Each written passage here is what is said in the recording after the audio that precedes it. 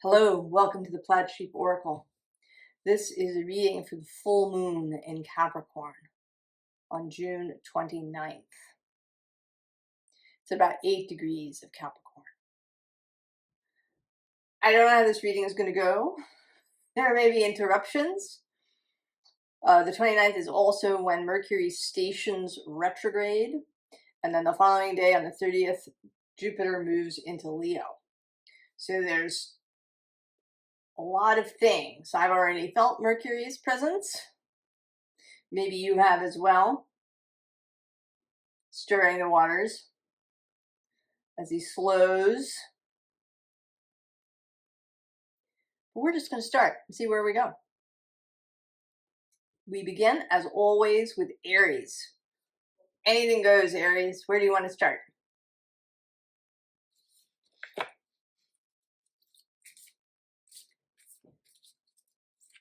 Arceo deck. This moon, of course, is square Aries. But, you know, the Capricorn-Aries square can be very, very productive.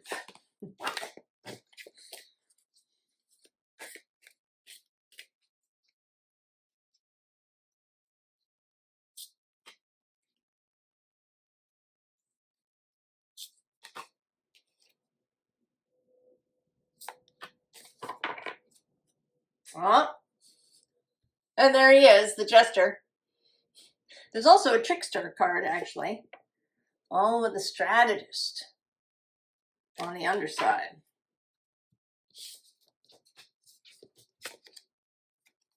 The midwife. These two came out together in a reading recently. The arbiter.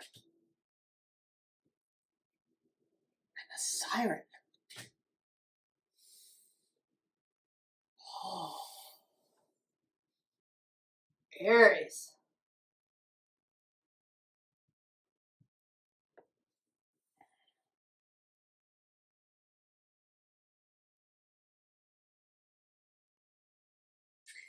Well, this seems very much like something is about to be born, and that you get to choose what appears, like how it transpires, that this baby is not fully formed. It's a baby in the quantum space.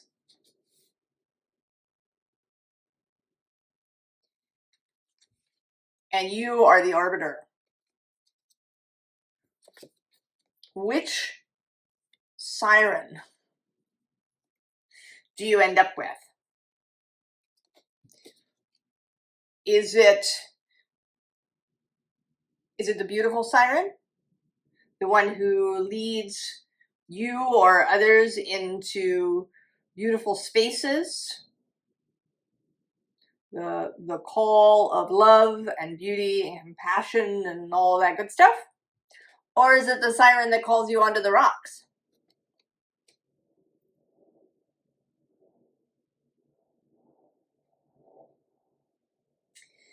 Now, I think that the jester being here, oh yeah, there's the hypocrite under the jester, interestingly.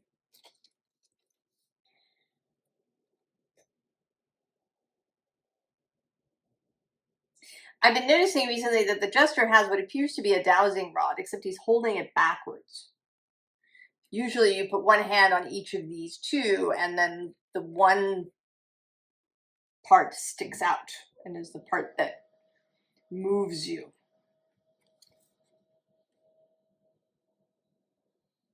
But it seems like what's needed is to not do things in the usual way. Whatever the usual is, don't do that.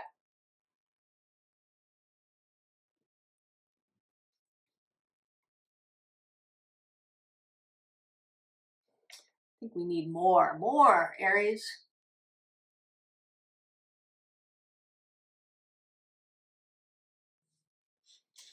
Interesting.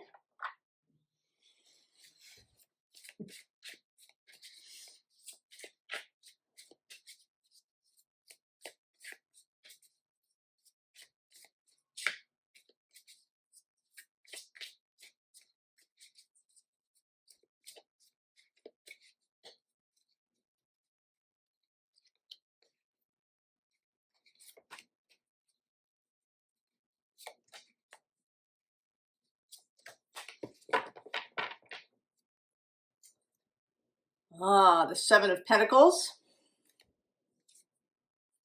The World on the underside. Four of Wands. Seven of Cups. 10 of Cups. And the Angel de la Nuit. This is an extra card in this deck. And it is about achieving or unfolding, going back to the whole true self. And we've been talking about that a lot in the readings. What is yours to do? What is your true nature?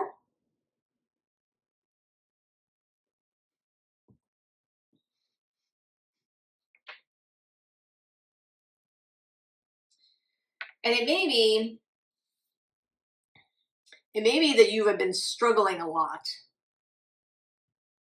efforting.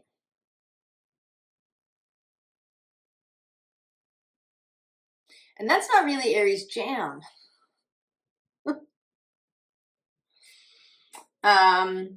You know, Capricorn likes them some good effort.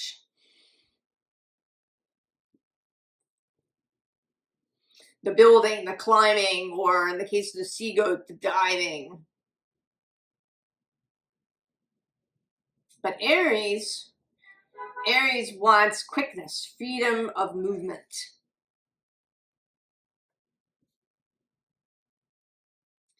And it may be that you have been doing things more in a Capricorn-y way, or attempting to.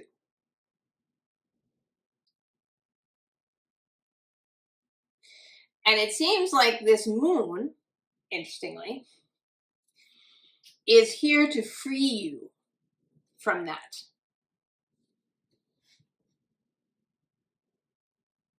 That rather than attempting to force yourself, I don't know, maybe you've been trying to create a routine for yourself. You've been thinking about how to be more disciplined, how to be more focused.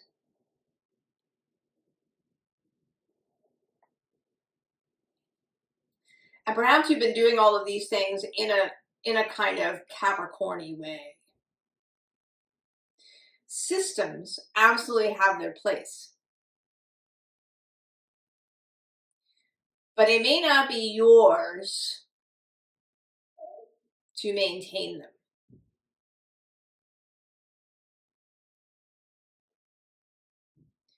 Finding out what is yours to do and what is your true nature.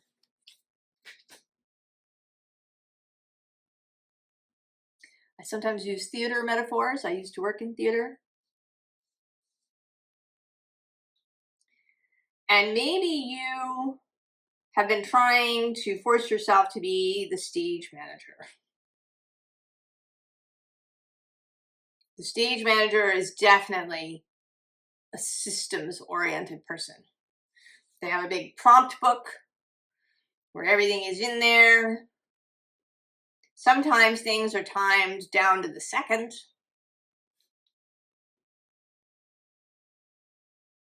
And this is absolutely necessary and wonderful.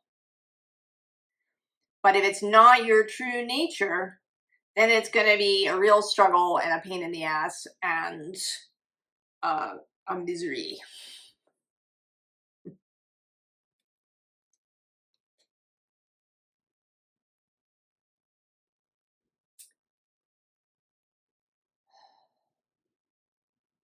I want a little bit more, Aries. What is the advice here? It seems a little bit as if the energy itself is going to open something up, and it might be a combination of this moon and then the Mercury retrograde that happens, as well as Jupiter moving into Leo, where he's going to trine Aries. So he's been squaring Aries for a year. And while that might have been really interesting and juicy and revelatory, now speed will be enabled.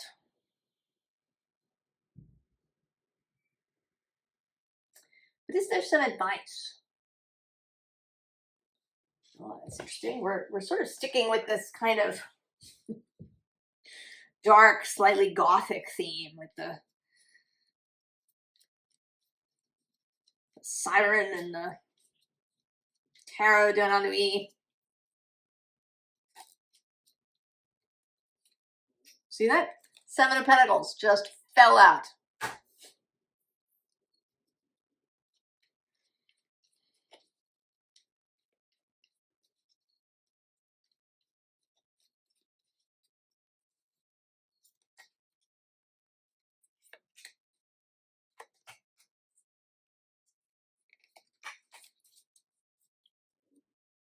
Oh, Page of Wands. Oh, yeah.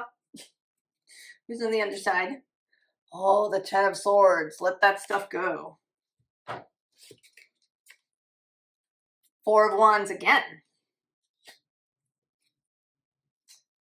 10 of Wands, really letting stuff go.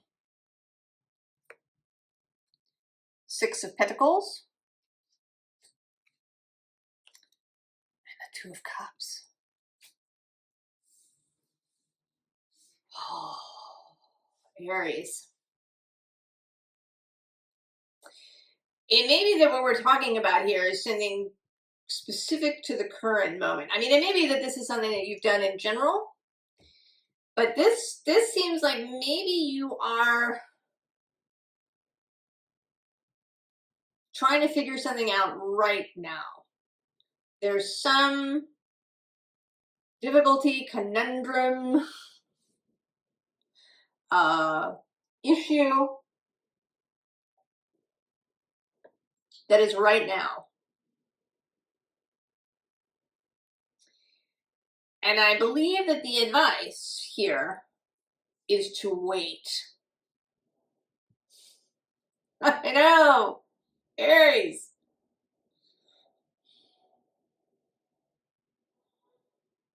To wait and to focus on the energetics of the thing. Right, this 4 of Wands that's come out twice. What is it that you want to see? Never mind what is here. What is it that you want to see? If you were building a house, and maybe you've been thinking about that and what kind of house, and you've been, you know, well, what can I afford, or you know, what is appropriate for this neighborhood, or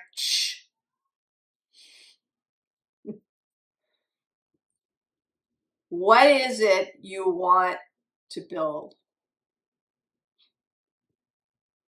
And it doesn't even have to be, you know, that you want a 38-room mansion. It may just be that you want, you know, something that's, you know, sort of Art Deco looking on the outside, or that's made of stone, or that's, you know, octagonal in shape, or I don't know. Allow the specificity and do not get caught up in the how. The how is not your business. In the scheme of energies, the how is Virgo and Capricorn's business.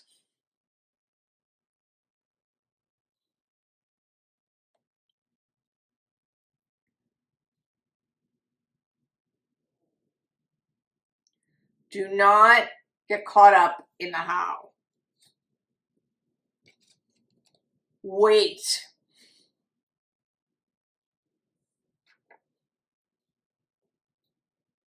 relax in whatever way you can.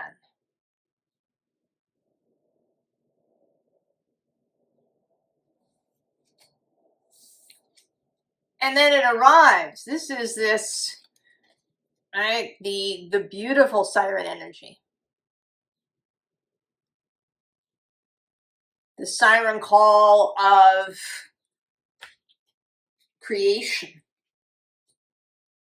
that wants to play with you, Aries. It wants to play with you. Can Aries come out and play? I mean, right below this Page of Wands I'm seeing now is the King of Pentacles. He's got the whole box.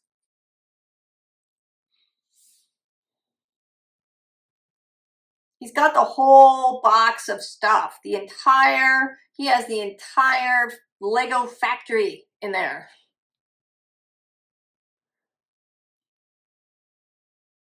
He is the source of all things. I mean, all of those fun metaphors aside,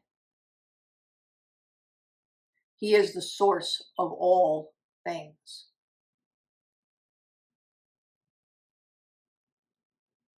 He is beyond the individual in us. We are part of him.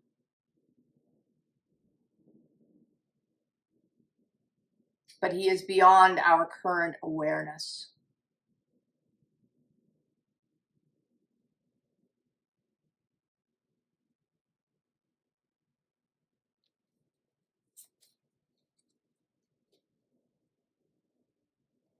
Aries.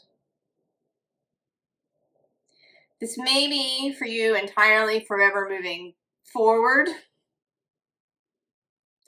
A whole kind of shifting in how you create and manifest and move through your life. Expect the best.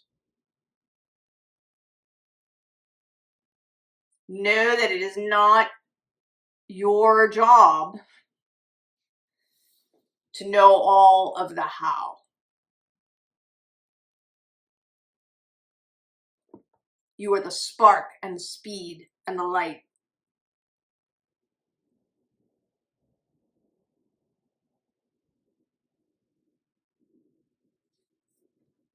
Wait for it. I don't believe that this is some sort of, months and months and months. It may, in fact, be only until Tuesday when Jupiter moves into Leo. You will know.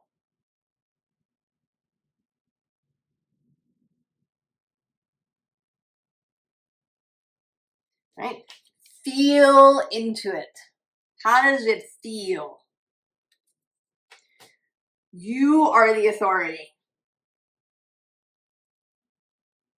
When you feel it's time to do something, that's when you do it.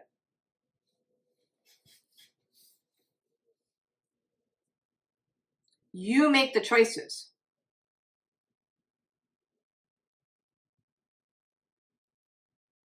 That spark, that first move, that initiative.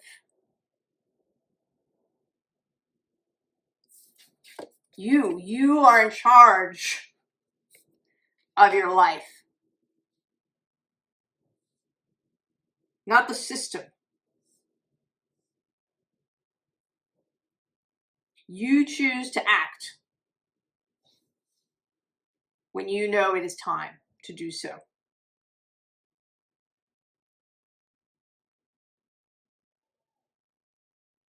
This also means we have the Three of Pentacles under here. You also know when to ask for help.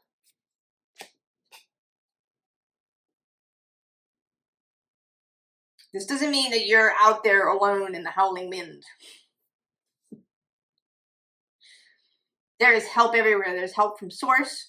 There's other people.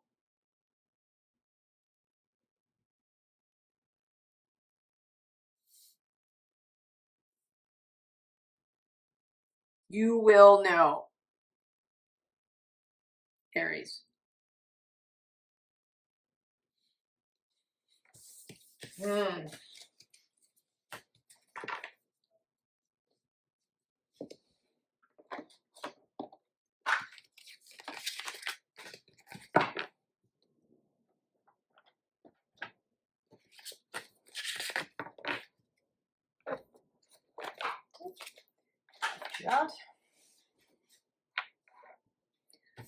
Taurus.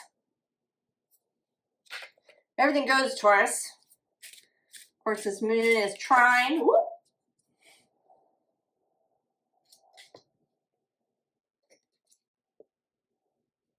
Do we want that? Maybe we want that. Very excited, Taurus. Throwing things around.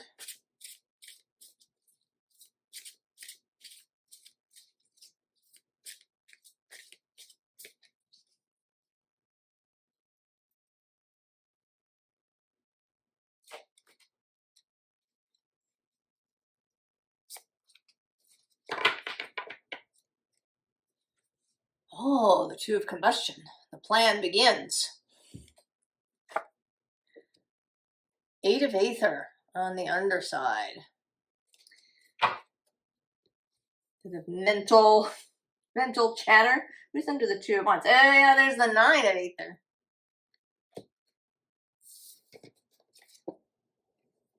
Three of Pentacles. And the Queen of Pentacles jumping out, both of them. The two of Aether. And the seven of Aether. Oh. Well, this is very interesting.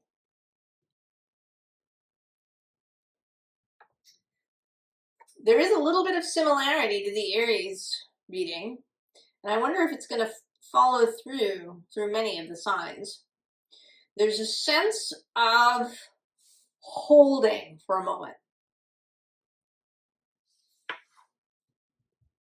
We have this two of wands, not the three, but the two.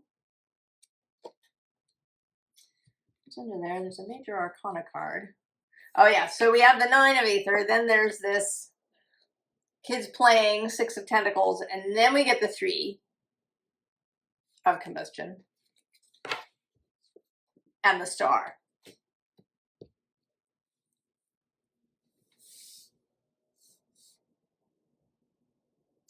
Something that I didn't mention in the Aries reading, interestingly.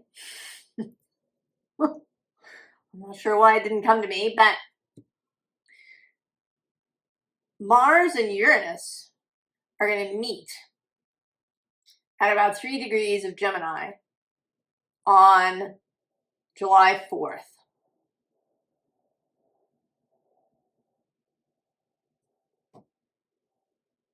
In the wee hours of the morning of July 4th.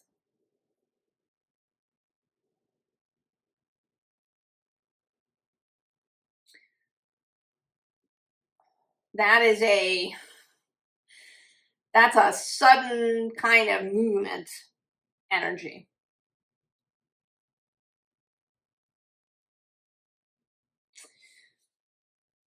So there is a feeling with this three of Pentacles, they're there in this position. It feels like holding. Hold that pose. Her too. Right, like where she's being painted or photographed, you gotta, or she's waiting for her cue. Then there's this two of Aether, the waiting to make the choice, and then the seven of Aether. And this may be a nod to Mercury. He stations retrograde on the same day as this new moon. In fact, I think that happens first. That he stations retrograde and then the new moon is some hours later. And then on the 30th, Jupiter moves into Leo. And on July 4th, there's the Mars-Uranus conjunction.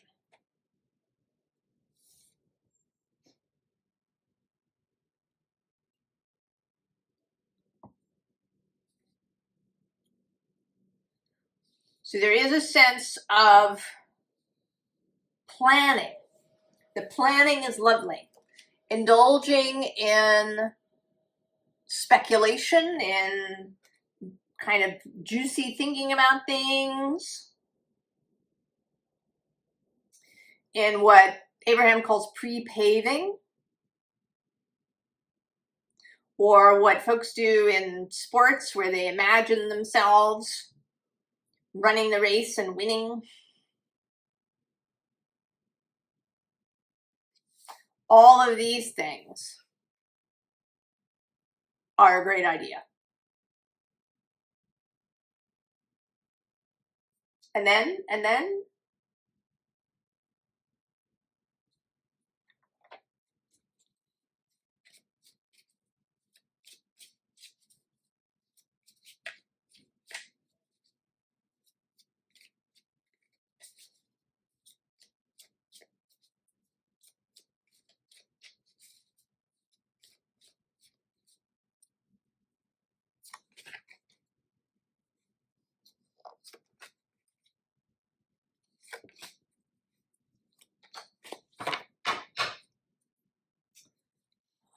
a long way home.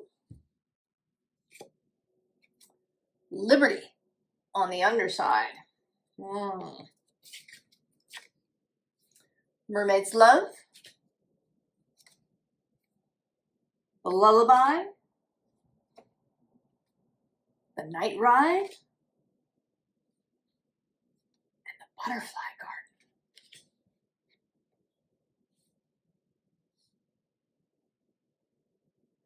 Well, you know this, I want to say that you're just going to sail in.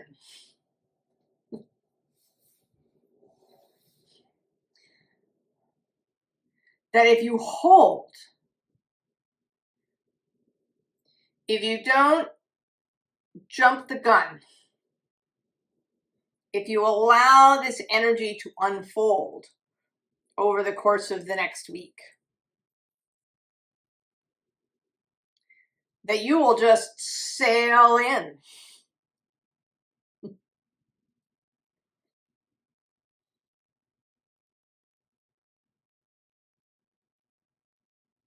There's just this peaceful, I'm sort of seeing that, either, oh yeah, see, oh, sunny day is right there. And then right below that is tiny triumphs. And in this card, it's not about small triumphs. It's about the tiny triumphing. So the tiny triumphs. Oh, and then here too, with this House of Flowers. And it all just bursts into bloom. If you have a garden, you don't go outside and forcibly open all the flowers. Oh, and then I'm going to go one more with the Observer. And also Little Miss Sunshine. So I kind of see this pair as being on the deck here of this balloon, that it's like a cruise ship, and they're just strolling on the Lido deck. And there's an orchestra playing. And there's this feeling of being cared for and protected and held. And then it just arrives. You just arrive.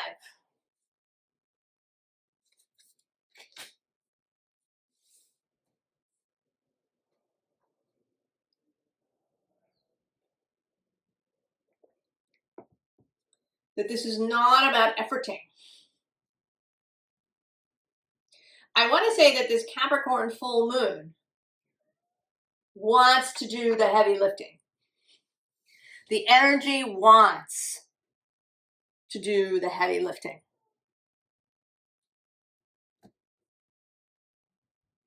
Because for the energy, it's just play. It's not heavy lifting.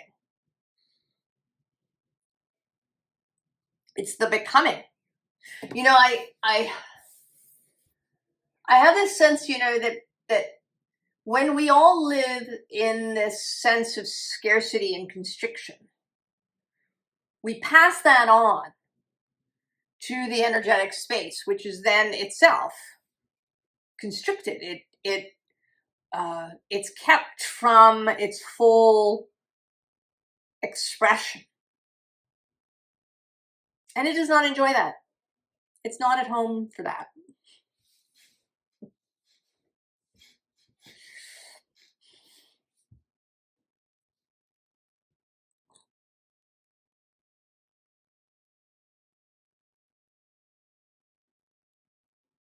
Right? There's this desire in the energy itself to, you know, to unfold, to be allowed, to be to have the opportunity to just unfold in the most gorgeous way possible.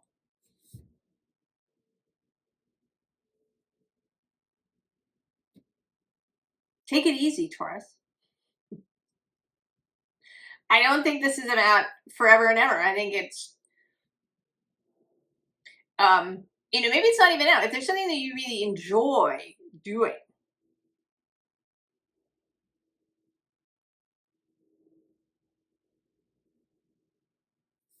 this is more about not scrabbling, not struggling, not efforting.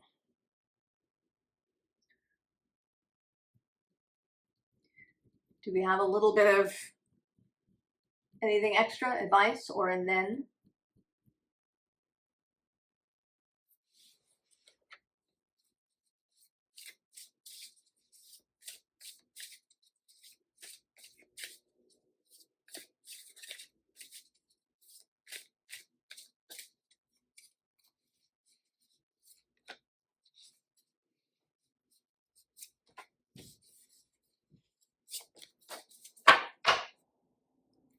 Oh, interesting. Stag spirit, leadership. Underneath is enlightenment. Activation. The spirit guardian of spring. Mystic meadow, sanctuary. Wild rose fairy with love.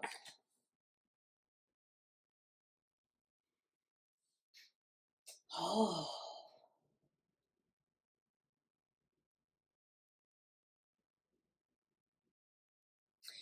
You know, you may have the opportunity to influence other people.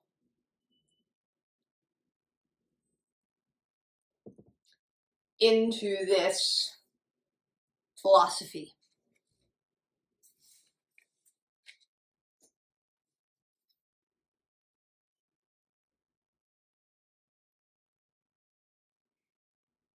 We certainly have in our society the idea that labor, that working is virtuous. And this is not about not doing. It's about allowing the energy to line up first.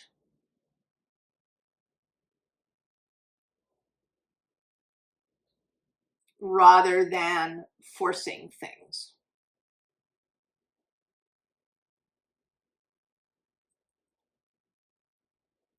And it seems like you have the opportunity to demonstrate this, perhaps, to people around you.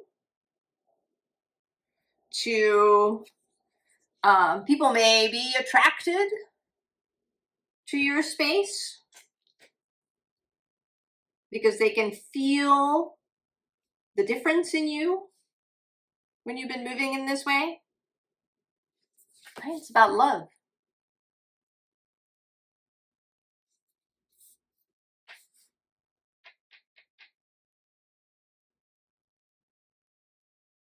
About love more than obligation or duty or, you know, having to be virtuous. Taurus.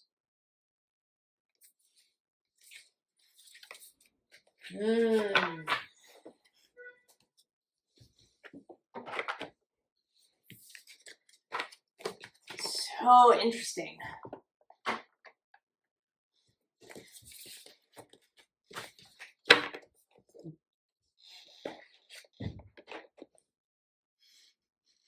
Gemini.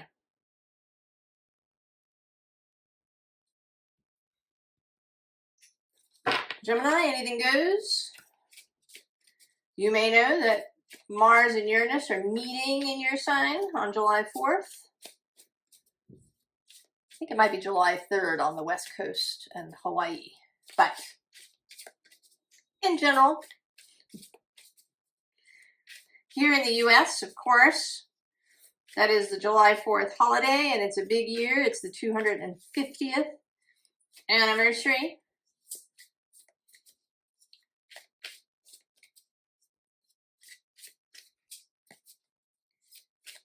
This big energy, Gemini, in your space.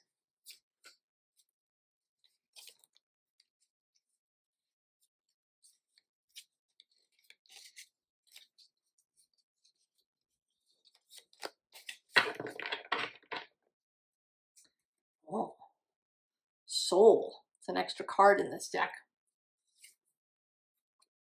5 of blues on the underside.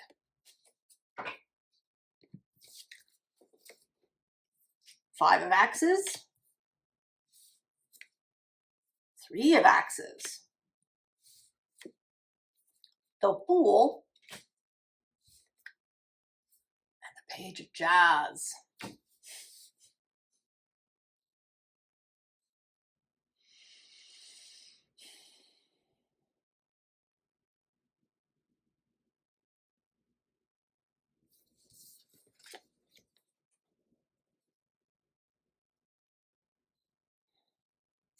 You know, there's something about this song,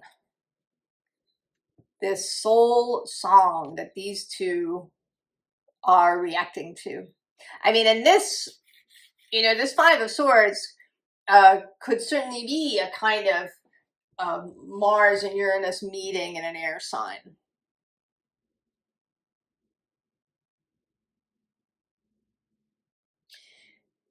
And of course, it can result in something chaotic, but it can also result in something really clear. And that seems like it's happening here.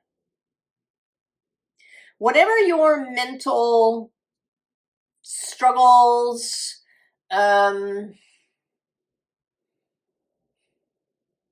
you know, things that you think about a lot that are painful in some way, you know, and it's everywhere. Everybody wants to talk to us about problems. YouTube is filled with videos about solving things, and are you doing this? That's wrong. And, you know, 3 ways people mess up when they do X, Y, or Z, and, you know, why the world is going to hell in a handbasket. You know, how it's all going to go horribly wrong.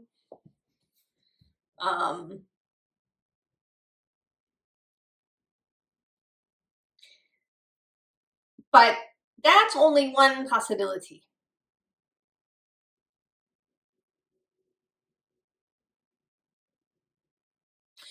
The moon in Capricorn is the reflection of Cancer's sun. In part, right? This full moon. The full moon involves both sides.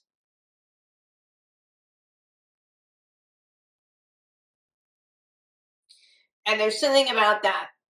There's something about this song that you're going to hear that is just going to transform your thinking. Below her is the 7 of Jazz. He's the flambeau. He leads the Mardi Gras parade with his flaming torch.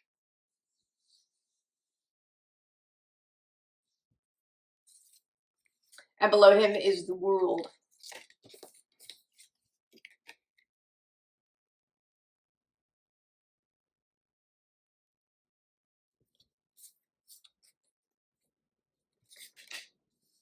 And when you've had this, when you've heard this song, And I don't know what's, I don't know what's going to happen. I don't know if you're going to have a kind of revelation, if you're going to witness something, literally, somebody saying something, an event that happens around you, something you read or see, maybe a conversation with a friend.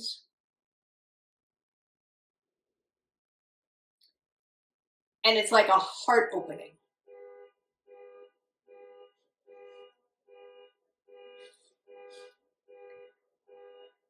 And there's a car alarm that just started going off.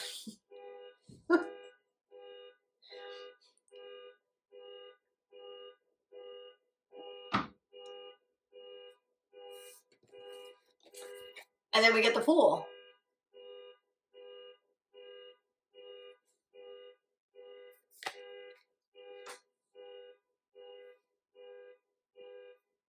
This ability to move forward freely, to to take off this jacket that you've been wearing.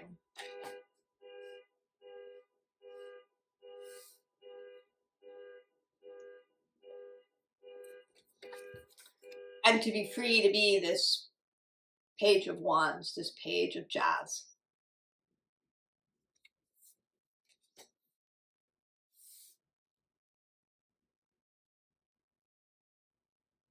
To be free of these mental stuff that just causes suffering and stagnation and argument and delay. Also Mercury, who is your planet, he is moving retrograde through Cancer. That he stations retrograde the day of the new moon. So that may be part of that too.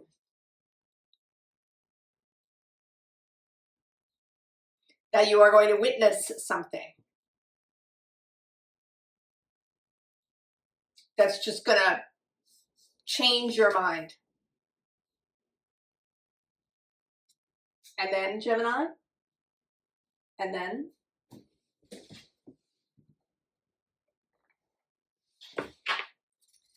Empress at the top here.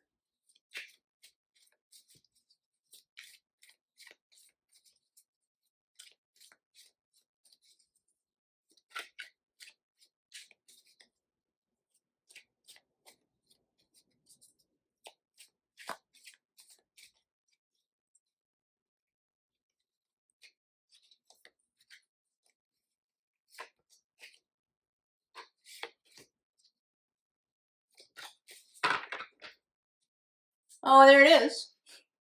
The moon.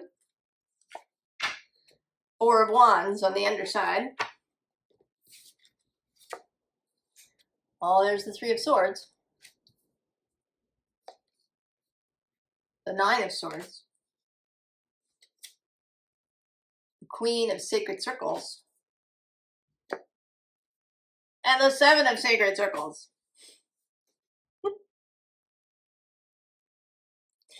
So it doesn't seem like we're going to get a kind of and then too far ahead. I mean, essentially, you're going to break out of that. It's like being born anew. And seeing the beauty, the abundance, the possibilities that exist. What's under the moon? Oh, there it is. The Ace of Sacred Circles, the Ace of Pentacles, the new thing. And below that is the King of Wands.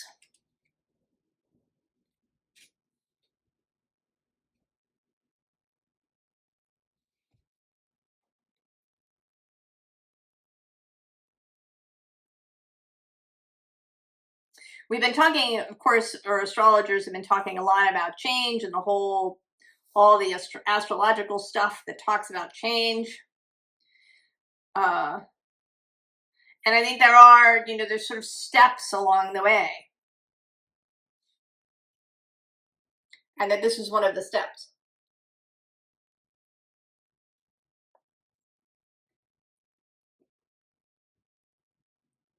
Is this realization that you're going to have.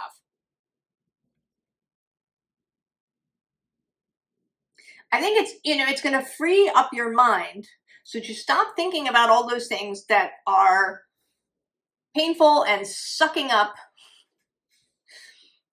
your energy and life force and pleasure.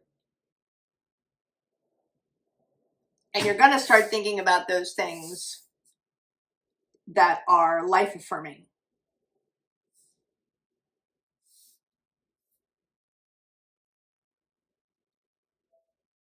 Gemini.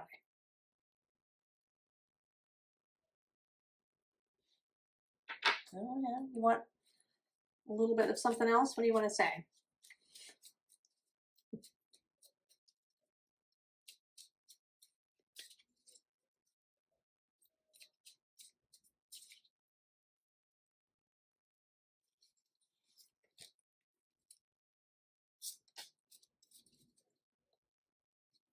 Oh, and there it is for the third time. Three of Swords. Ace of Wands on the underside. Knight of Swords. Mercury. Gemini. Your card. Moving. Ten of Swords. I love this Ten of Swords.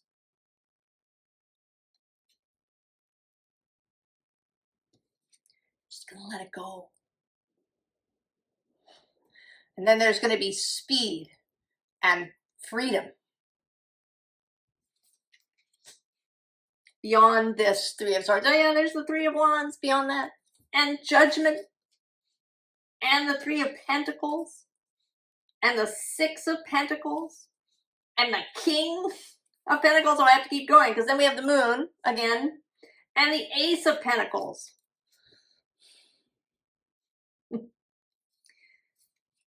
Free your mind, Gemini.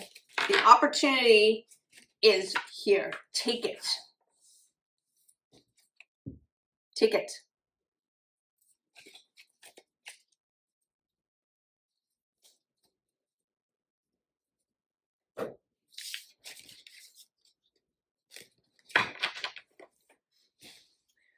Gemini.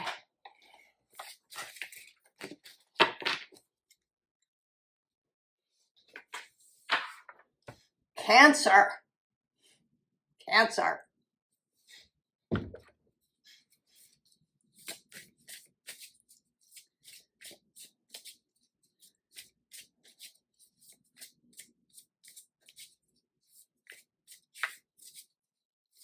course, this is your sun.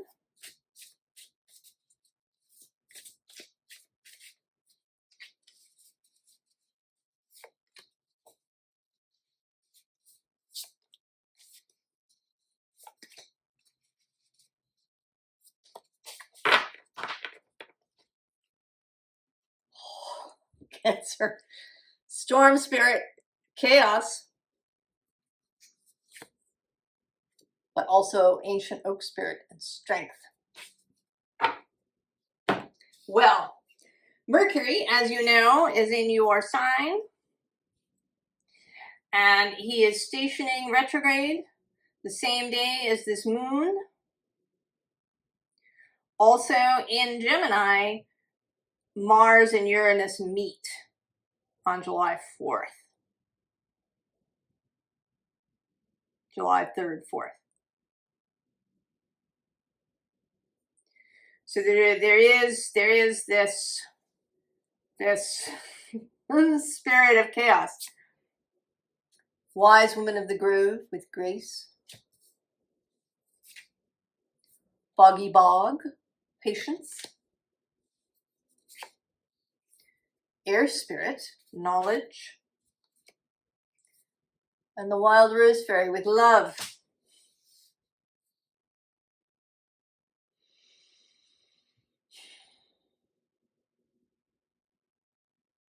This moon is coming across as deeply caring, like there is a kind of parental energy, but not so much parental as simply wanting to care for, to build for, to create for.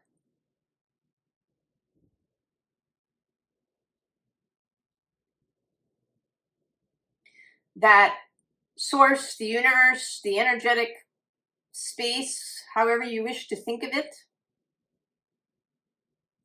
is longing, is filled with anticipation of what can be created through us when we allow it, when we're willing to accept grace, to not get all caught up about worthiness or deserving or earning or any of that stuff.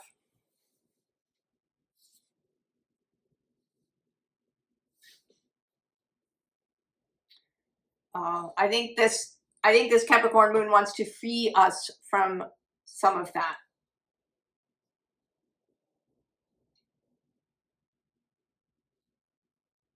From the ways that we have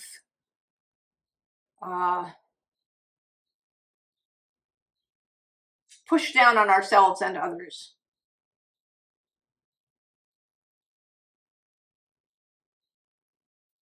Then to have patience, to be willing to wait, to not act necessarily, to be still,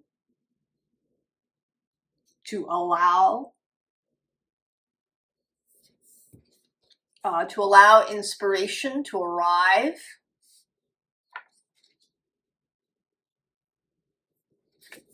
And to be filled with love, to see how love creates. Who's under chaos? Oh, of course, letting go. And beyond that is prosperity and transformation.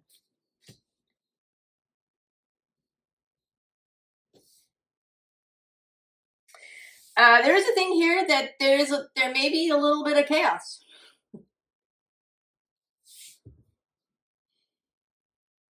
And the cardinal signs, there is a tendency to want to control how things move and turn out.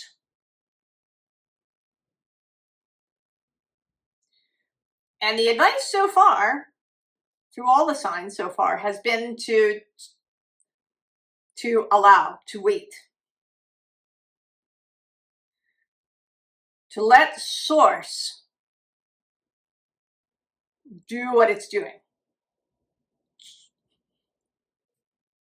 Right? It doesn't make you lazy or weak or any of that stuff.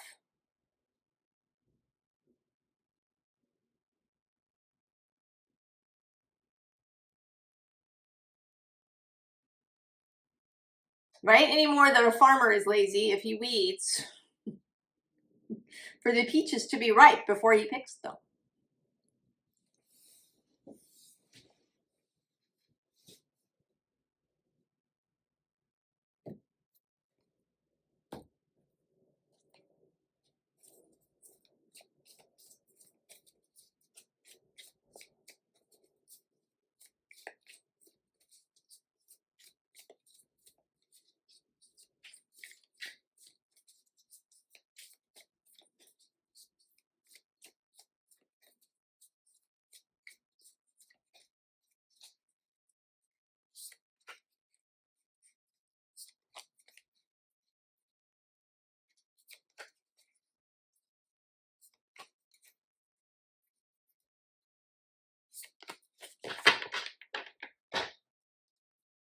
And there he is, the Hanged Man. Waiting. 7 of Cups, the dreaming, on the underside. 10 of Cups, maybe you should have a party. The Magician with a magician. King of Swords, Knight of Pentacles, and the Nine of Pentacles.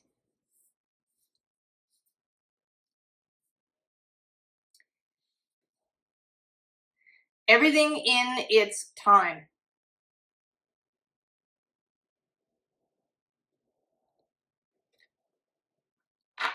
Joy.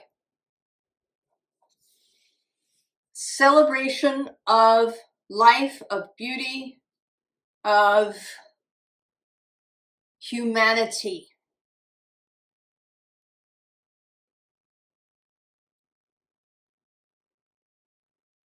Of humanness and of the connection of the human to the eternal. Praise. The energy of praise and appreciation.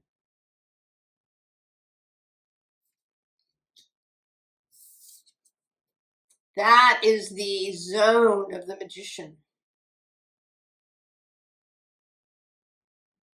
This is Mercury, traditionally, and he's moving through Cancer. The reading I actually just did for Cancer, the big reading, called you a magician, whereas carryover at Scorched Earth says you're a fucking magician, Cancer.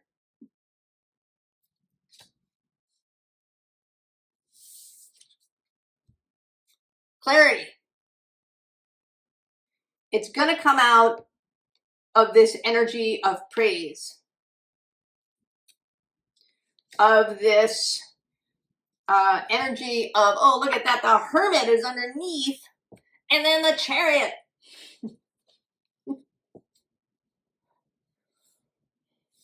And then the Ten of Wands too.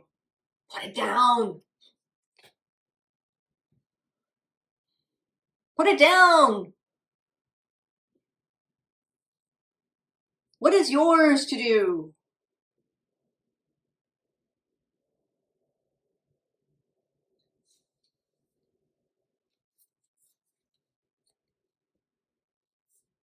This clarity of the King of Swords.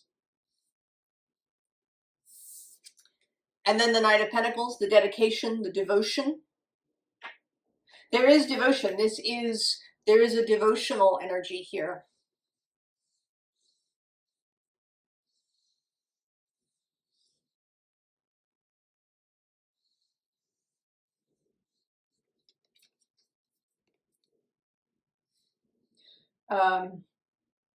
There is a devotion to the energies of love. I mean, it isn't as if this is, doing nothing.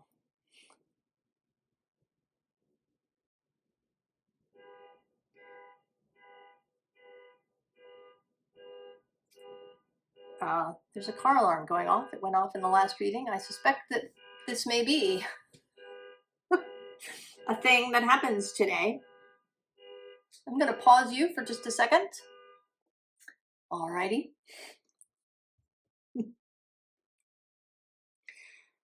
That may be a thing.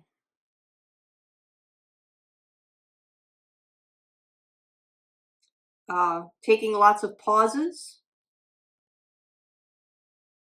Finding somewhere to be silent. Not engaging with noise. Not trying to talk over it.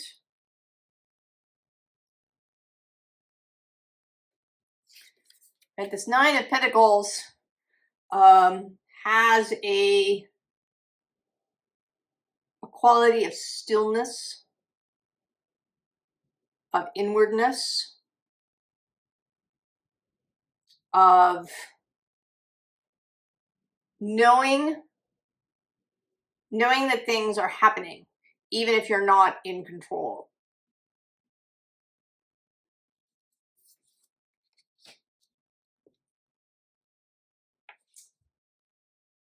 And then Cancer.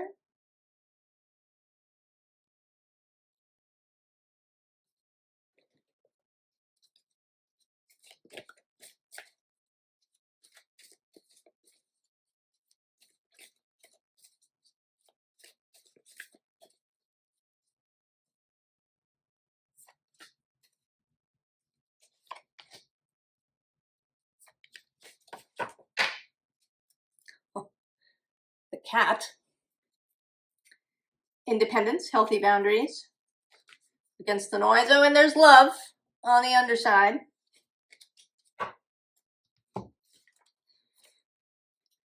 The spider. Creative projects.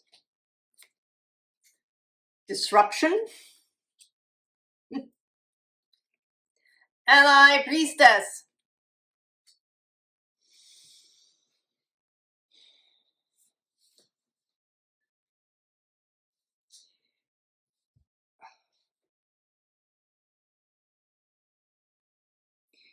Kind of taking the high road.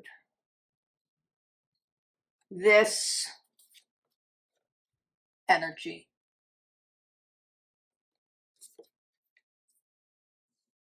Right? There's gonna be some chaos.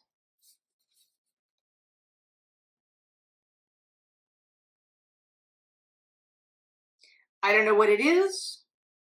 It'll be different for everybody.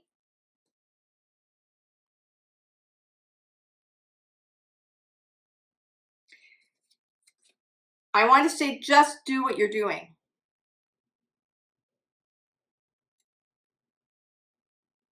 Just do what you're doing. And use this connection to spirit, to your own soul, to intuition, to know what to do through the disruption. I mean, there may be periods where you do nothing, where the advice is just stay home. You know, read a novel, bake a cake, knit something, do some gardening. Go have a massage. Right? Independence from whatever the chaos is. It will pass. Cancer.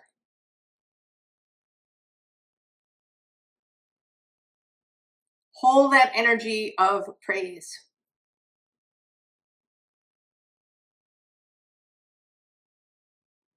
Allow the creative energies of existence to really show you what they can do.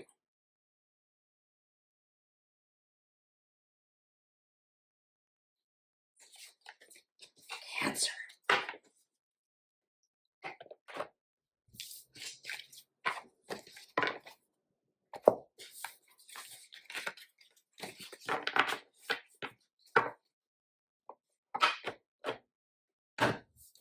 Leo.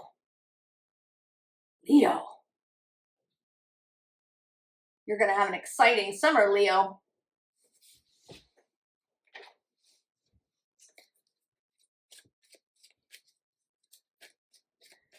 And even before then, on Tuesday, the day after this new moon, or this full moon rather, your Jupiter moves into your sign. I think you're in for a really exciting summer. I think we're all in for a really exciting summer. All kinds of juicy possibilities.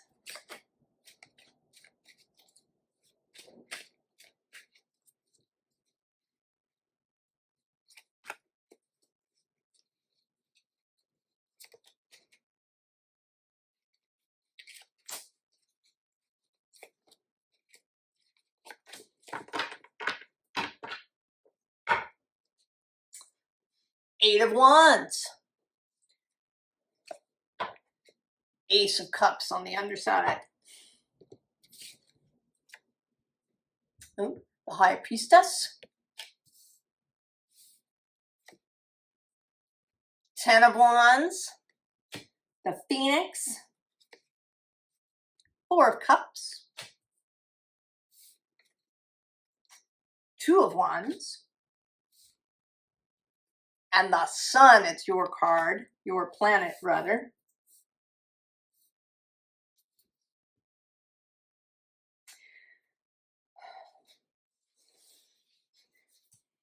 Well, this does feel like it's your moment. I feel, you know, that she is kind of making an announcement. That she is, it's not really a prediction or a prophecy. It feels very much like an announcement. It is this way, not it will be, it is this way. And then there's this Phoenix rising.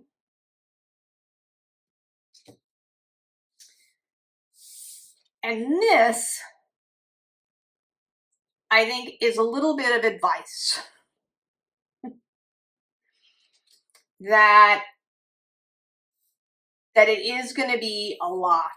We have this 8 of Wands. Oh yeah, the 6 of Wands right below that, and the Emperor.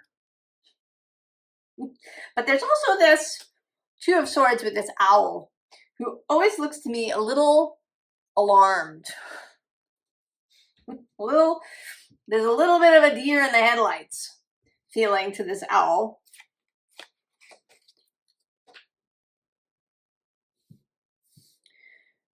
You're not solely Leo energy. You've got other stuff going on. You're a human being. Take care of yourself.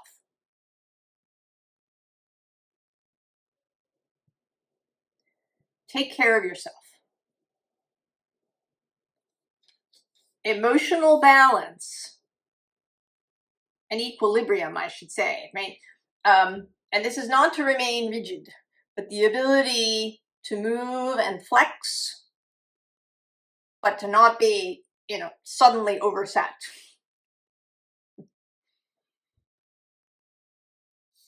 Also, with this 2 of Wands, to be open to collaboration.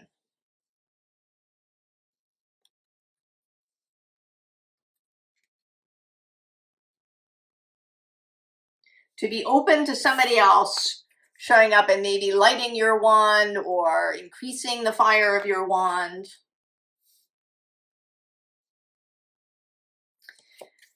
And then being open to revelation. Not just clarity, but really to receiving knowledge and information. Apollo is the god of the sun, but he was also the god of the temple at Delphi.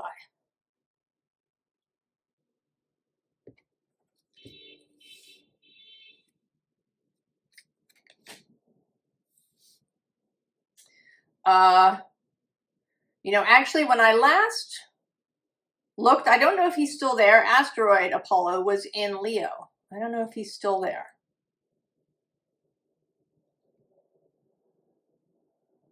So this energy of really seeing, like seeing a whole unfolding.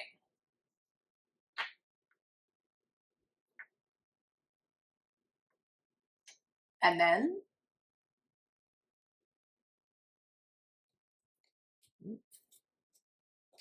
interesting. Ooh, making a little mess. The Pooh Tarot.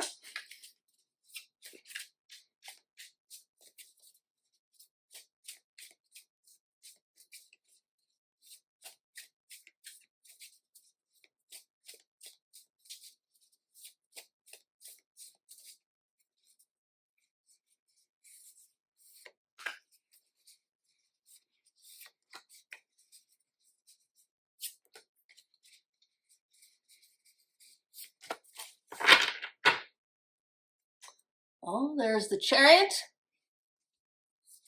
The Hermit on the underside.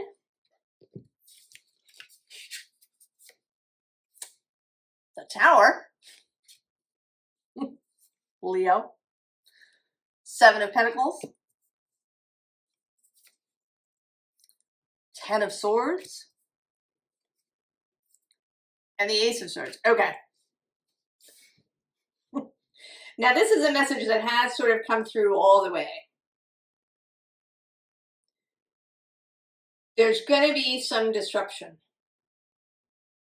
I don't know what it is. I don't know what the scale of it will be in your existence. There's going to be some towery thing.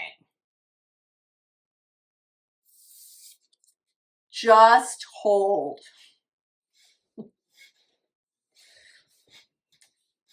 Don't get involved in whatever it is.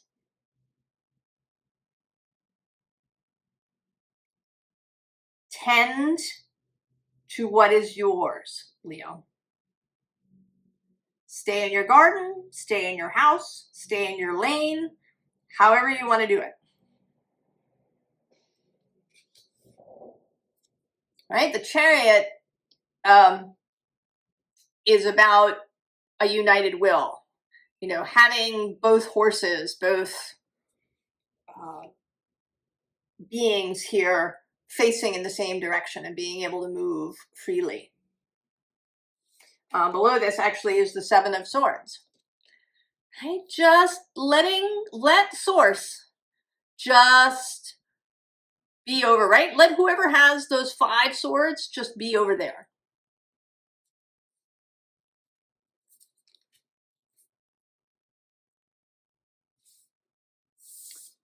It will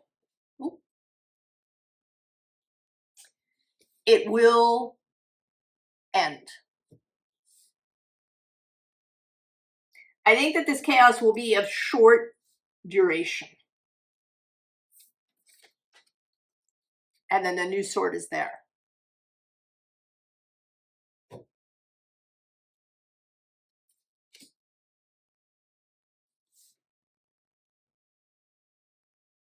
There is an activation happening here.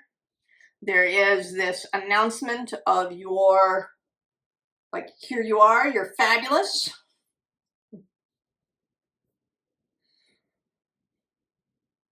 You know how to take care of yourself. You know who to join up with. You have information. You know you can stay out of the chaos. It's going to be of short duration.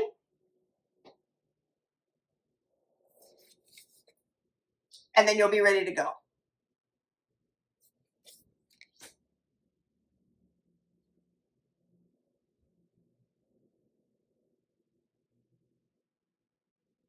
Anything else, Leo?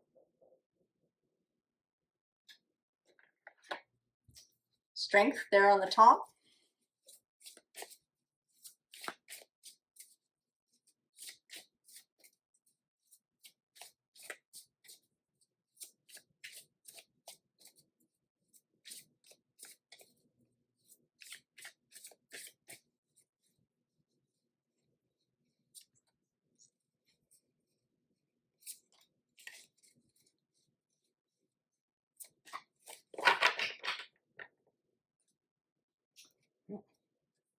Seven of Cups, seduction on the underside.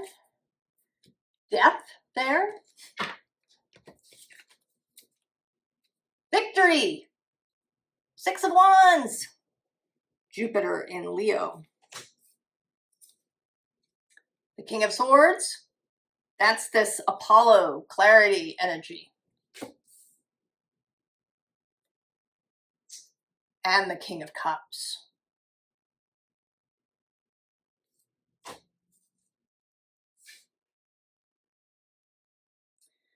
So you're really gonna know.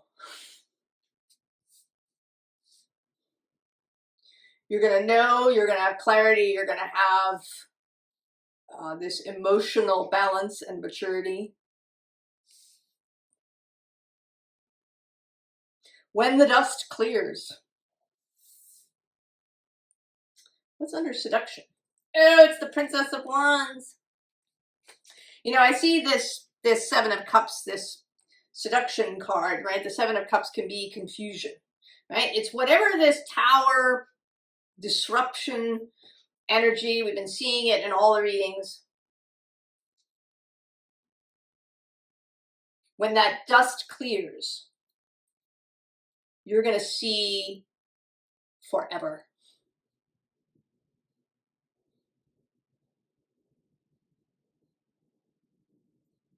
Leo.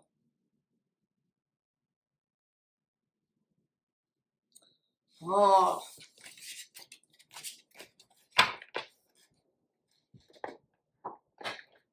Are you looking forward to it? I hope so.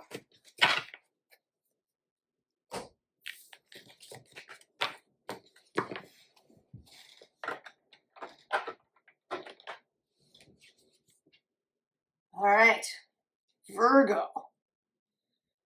Virgo. Anything goes, Virgo. Where do you want to start?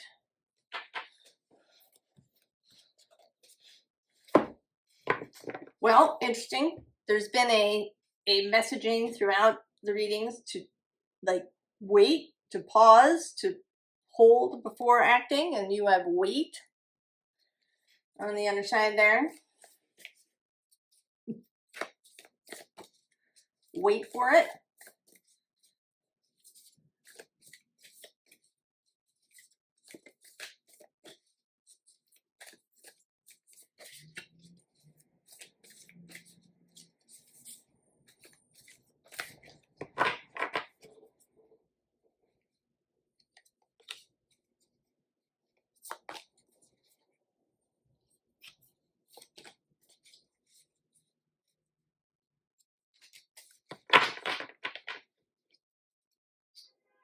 Oh, the rainbow.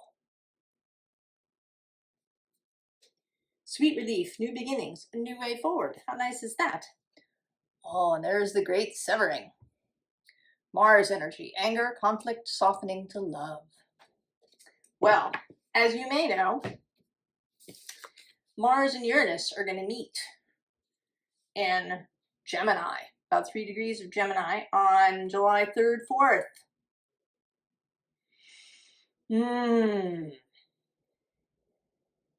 Sudden in the airspace. The question is, what sort of sudden? Revelation? Right? Inspiration favors the prepared mind. And I would say that that's true, not just a mind that has educated itself in some way, but a mind that is focused in an expansive, positive direction. Earthed. Learning how to be human in the world, but not on it. She who flows is being open to change. Go with the flow of life. The golden children. Inner child, tenderness, innocence, rare gifts. And beneath the surface, what's really driving you? True motives, breaking free.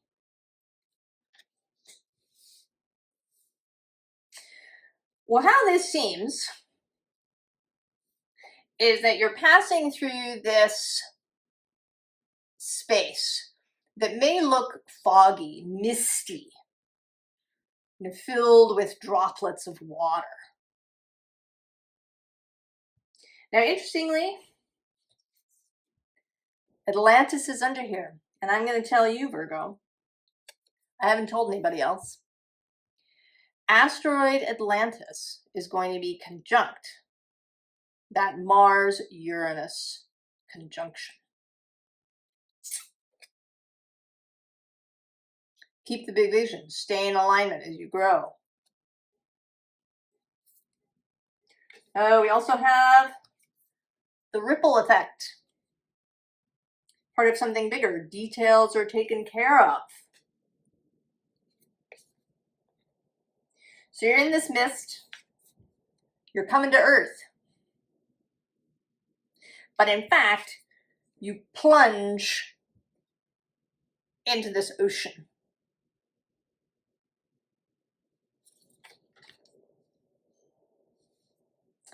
And when you're down there, you meet the golden children.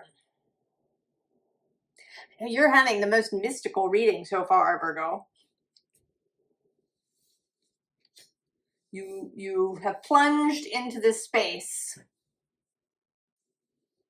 You meet the golden children. And then you come back out. But you bring what you learned with you.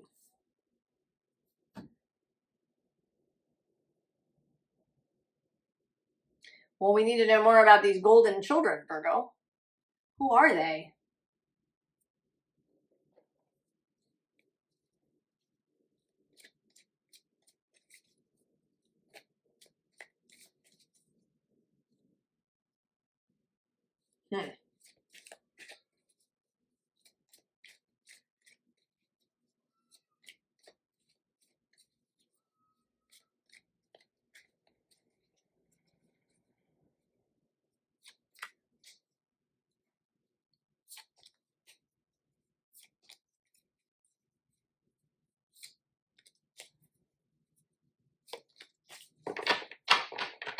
Now, Mercury is your planet.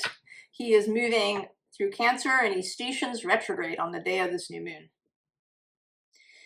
And then he will station direct on July 23rd.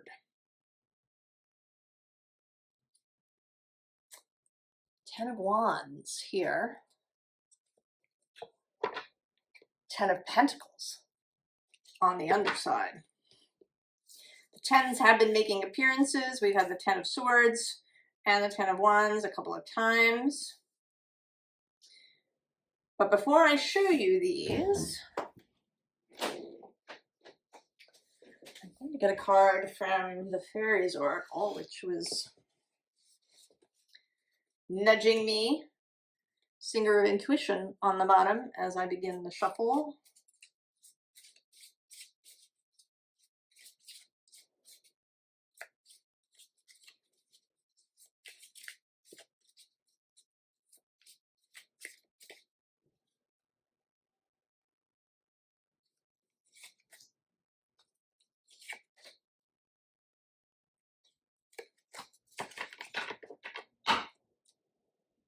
Ah, Tom the Poet.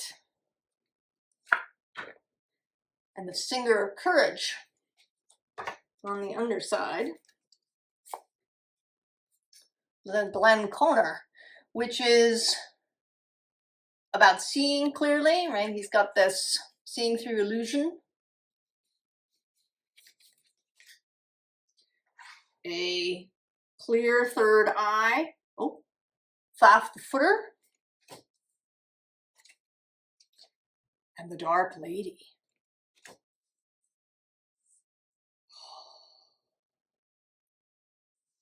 Virgo.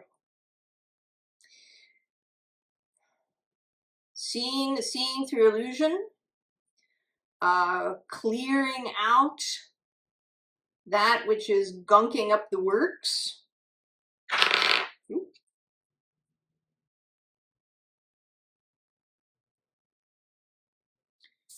And she can see in the dark, seeing underwater. Who's under a towel? Oh, it's Iris of the Rainbows.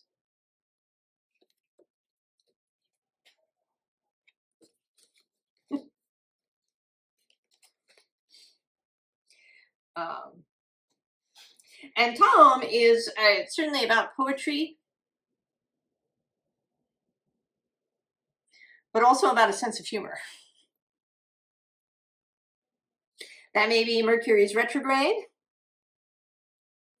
That may also be some of this rainbow mist energy that Mercury moving retrograde through Cancer is going to create a misty environment. Let's see what we have here. Oh, Five of Wands. Three of Wands. Seven of Cups. Two of Cups. And the Knight of Swords.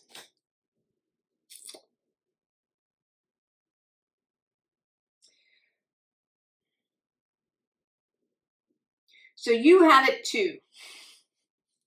Put it down. Just put it down. I don't know what it is. You've been carrying it around. You know what it is. I don't know if it's, you know, responsibility for the entire world, perfection, you know, absolute ideas about things. I don't know what it is. Put it down.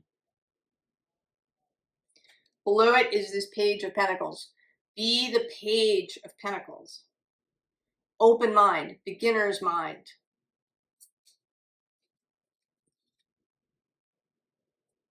The ability to say, I know nothing. I know nothing. The past is not a map to the future. There's going to be some chaos. Again, I don't know what it is. Different for everybody.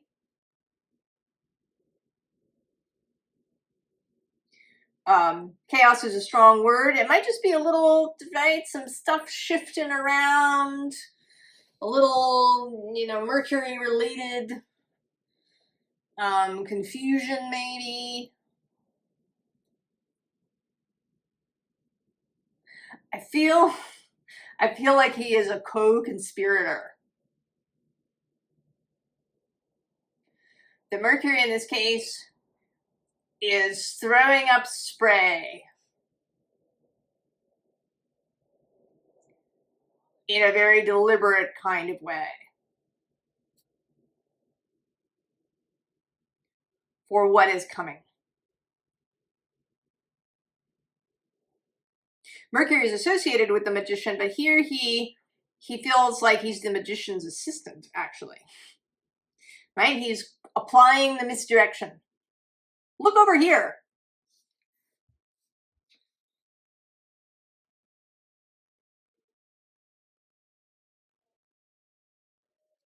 So don't get caught up in it. Be over here. Right? Don't get all in with the foxes.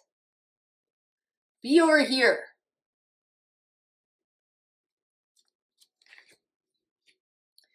You know, think about what it is that you really want to see. It's not there now. Still in the vortex. Still in the quantum space. But you know what it is.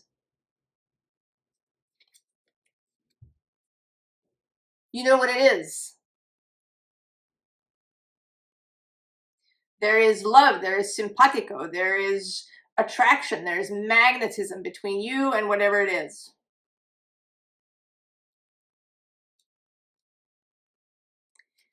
And then when the storm clears, you can go. And I don't even necessarily think that this is, you know, waiting for Mercury to turn direct. It may not be.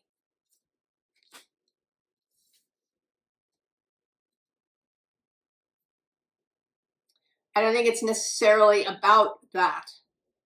And it may be one of those things where there's a very individual timeline. That for one person, this all happens in a week. Another person, it's a month. Another person, it's 6 months. I don't, you know. Although I don't really get a sense of that long. I mean, at least until you're going and you know what's happening. It may be that the thing unfolds. Right? If you get pregnant now, it would take 40 weeks until the birth happens.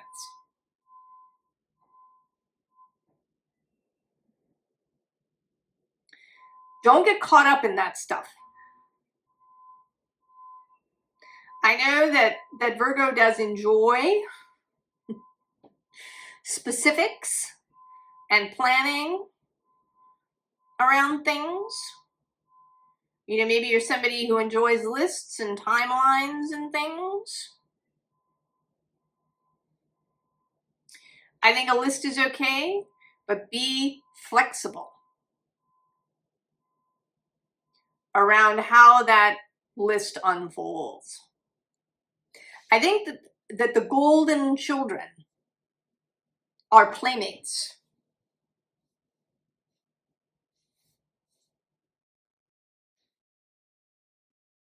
They want to talk about how Source and the universe want to play.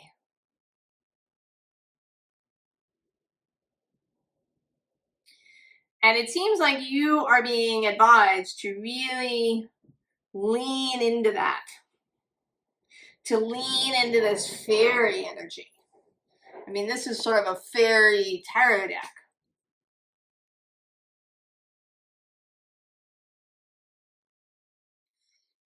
To lean into the magical.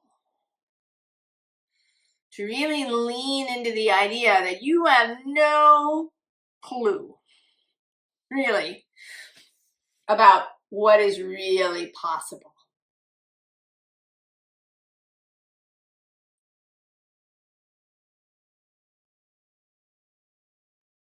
Let the children show you. Can I have a little something for Virgo about how is the meeting with the golden children?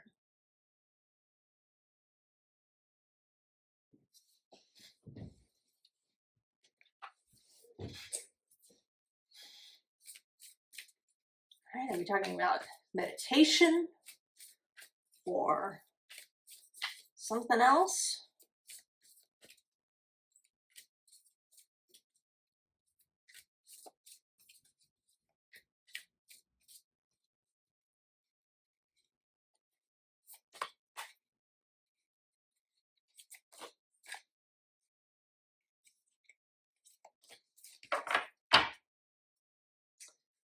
Oh, Chamber of Forgiveness.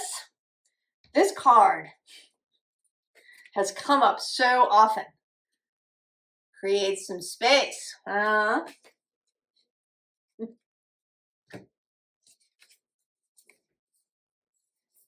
Chamber of Soul Gifts.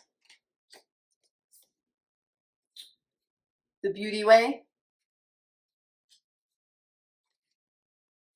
Sensuality. All right.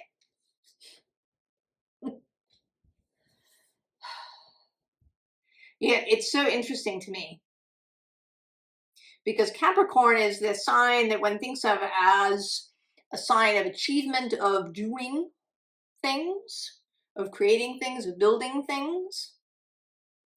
And yet this moon is calling very specifically to stop.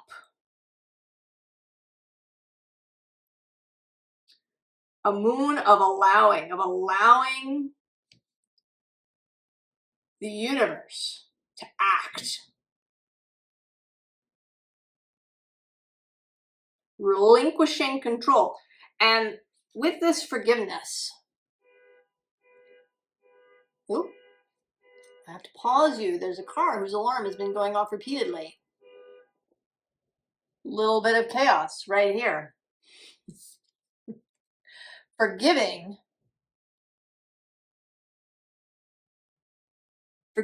Mostly forgiving yourself. If you think you haven't done well enough, if you think you haven't chosen well enough, if you think you haven't been perfect enough or right enough, or that you haven't been enough of service, or that you've messed up your body, or that you've done all of these things wrong,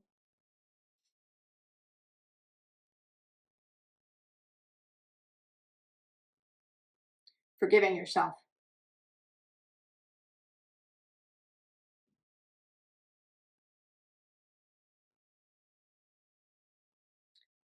Virgo. I mean, maybe that's what you have to put down.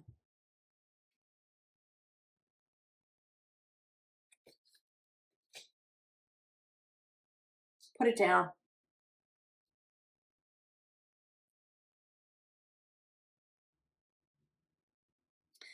There is something here about, right, it's like the body.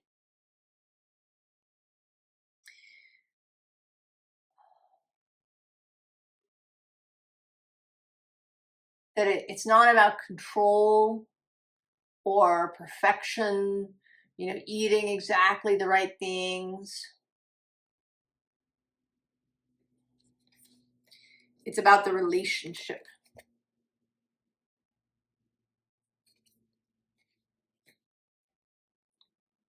It's about the beauty way.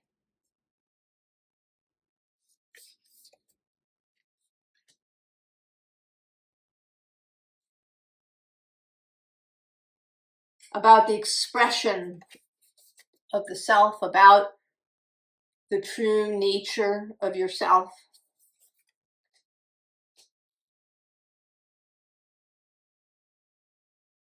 Right? Allowing the thing to be, allowing your true nature, allowing the body to be, to heal, to be expansive and vital.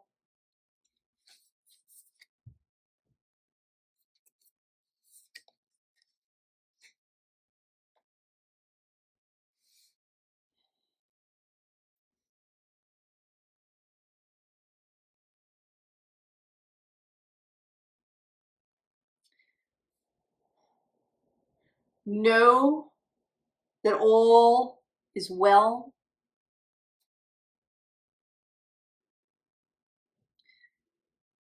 That you have the ability to be where you want to be.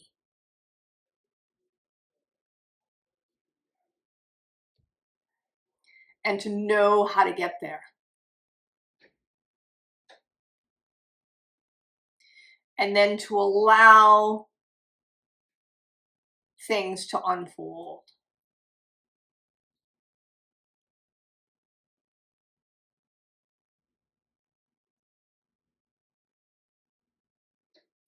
And this feels very much like advice, at least, you know, for this full moon, to,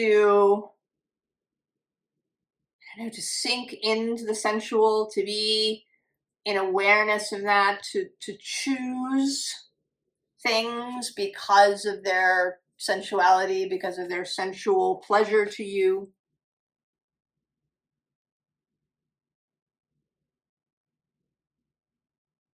To take a really Venusian approach or a Cancer approach.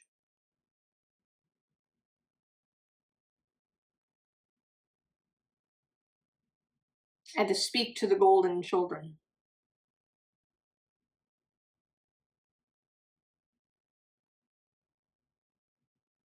And to hear what they have to say. That the way is through fun and pleasure and flow and forgiveness of the past.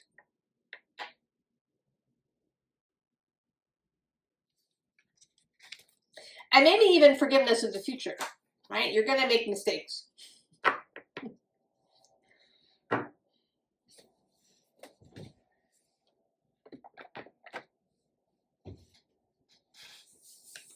And you can learn from them,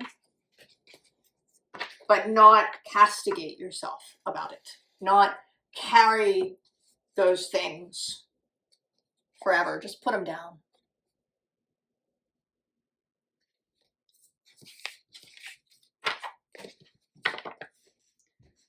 Virgo.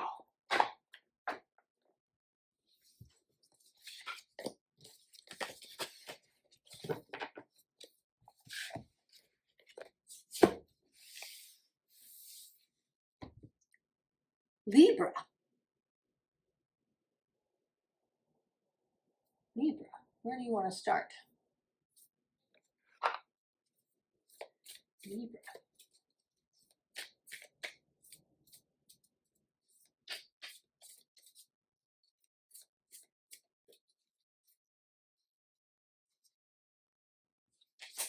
Just one Libra. The Grove, divinity, awe. The underside, the mason jar.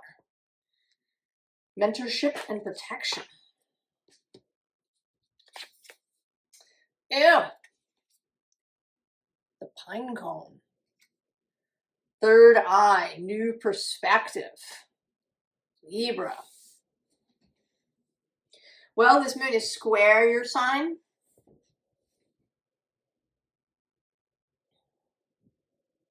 And squares can lead to dynamic change.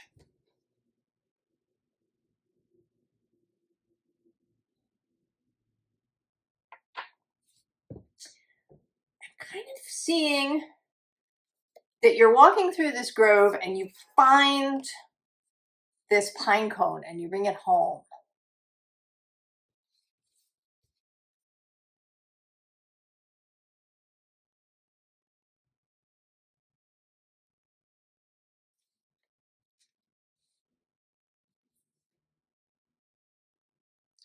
There's some, I don't know, serendipitous thing.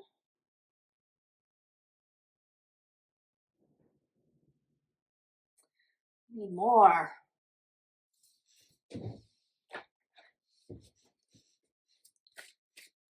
Some serendipitous thing. Libra.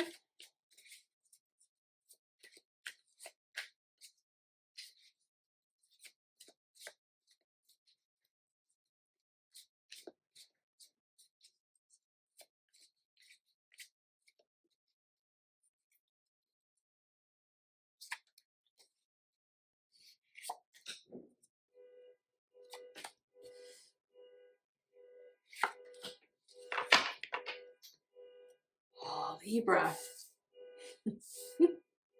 There's this car parked down the street with one of those alarms that goes off repeatedly at the least provocation. I'm going to pause you for a second. Libra. So I turned the cards over and I actually took a few minutes to look at them and to look up some things. And that is such a strong message. Wait. To not act precipitously. Take time. Check, double check, have a look, see things. Take the time. So you have on the underside here the Queen of Pentacles. That is Capricorn traditionally. The underside is this Nine of Wands. The finishing, right? It's like she's in the grove.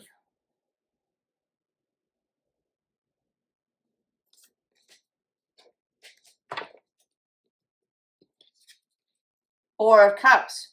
In this particular deck, there's less of a sense of apathy or rejecting what's offered and more a sense of discernment. Going inward, feeling your way.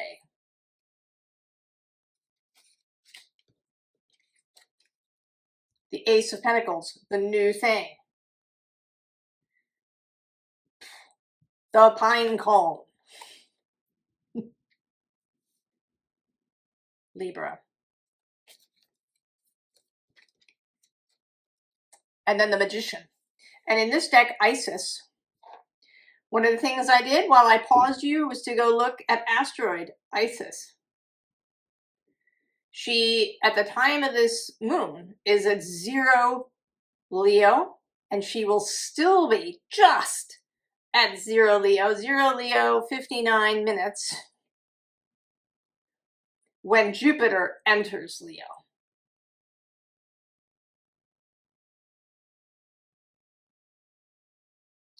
So this Magician conjunct Jupiter entering Leo, now moving, instead of moving square your sign, he's been moving square your sign for a year as he moves through Cancer. Now sextile. That's a working partnership. Jupiter and the Magician. And then we get the 2 of Pentacles. So we have this one, this pine cone.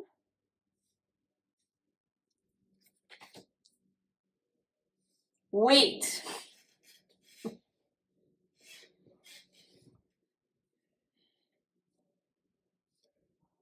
Feel your way. Don't make assumptions. We do have Mercury also stationing retrograde on the day of this new moon.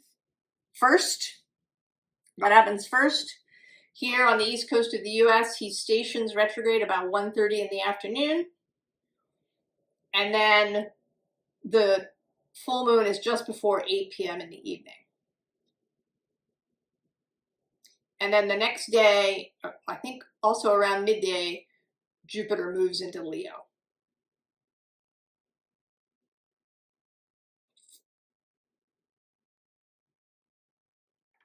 Hold, Libra.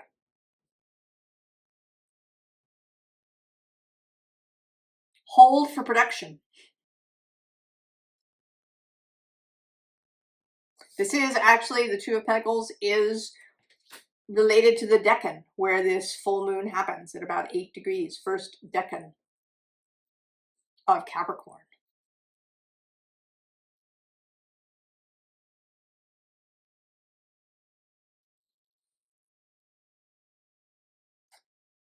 And then Libra.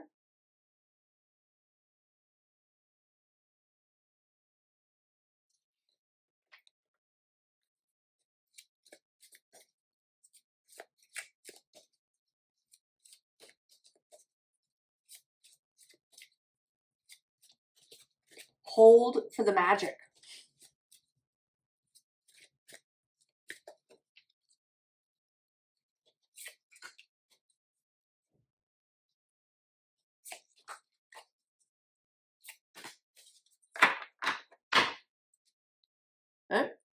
Ideas.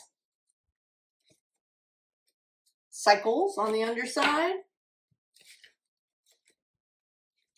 Vitality. Contentment. And recovery. This was on the top of the deck when it was chosen. I'm also noticing that 8, it's 8. The sun will be at 8 degrees of Cancer.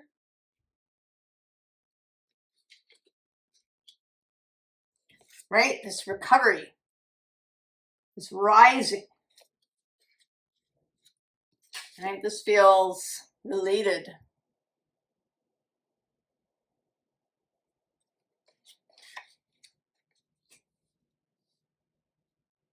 It's under the ideas. Oh, it's resilience. And I want to say, beyond that is insight with Apollo. I want to say that if you can wait, feel your way, then this won't be necessary.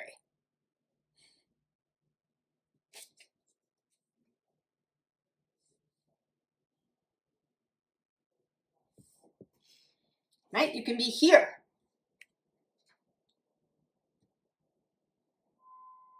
You didn't need to watch me turn the cards over, go to the computer, find out where the asteroid was. It just happened.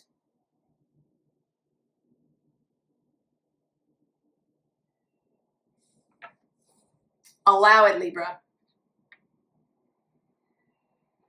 Allow the unfolding. Allow the magic to happen.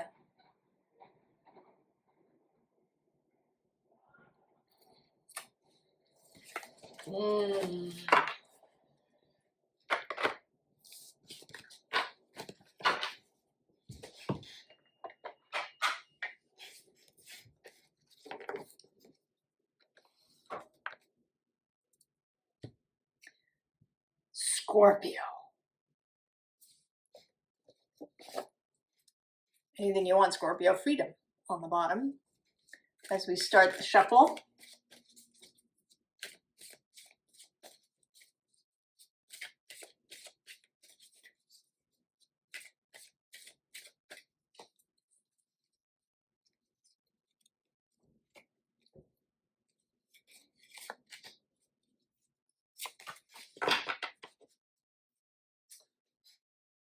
alchemy.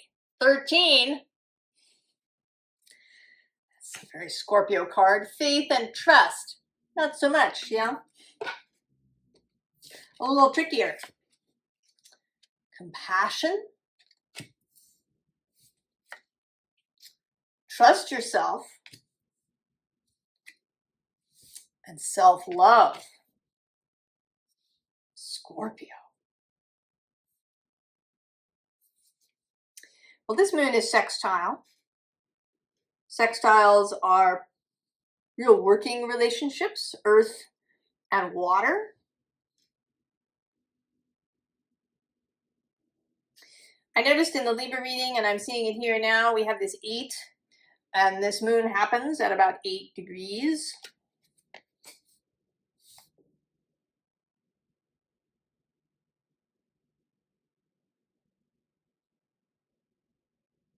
You know, and how this is looking to me is that you start a conversation with yourself that is compassionate, that is open, that is not self-critical.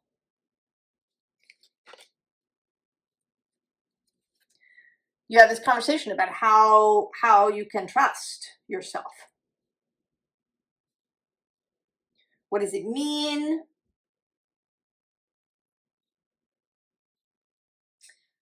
Jupiter has been moving, trying your sign. It may be that you have created a new philosophy around that, around this Cancer space within yourself. And then really coming into self-love.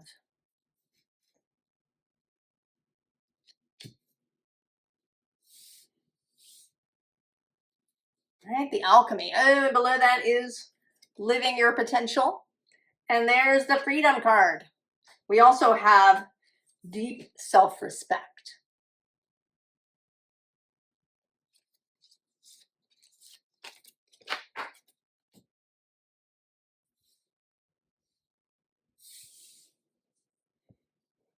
Scorpio.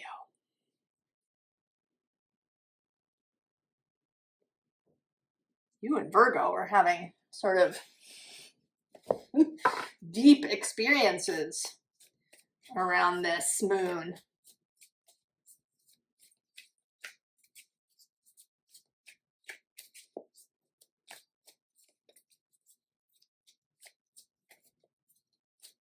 It may be that self-trust, self-love is about the ability to allow, the ability to not control every last damn thing, the ability to not have to know. Scorpio loves to know, but it is possible to go down rabbit holes that you don't need to go down. You don't have to know everything.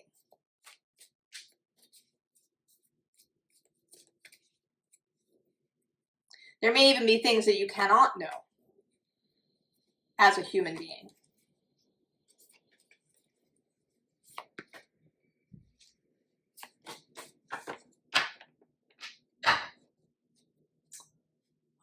Two of Wands. Four of Pentacles on the underside. The Moon. Temperance. The Page of Pentacles. The Ten of Cups. And the Emperor. Oh, Scorpio. Know thyself. And love that. Love your true nature. When you can see your true nature, know it, then you know where to go. Two Wands. Oh, we have the Two of Pentacles right underneath that. And then Judgment.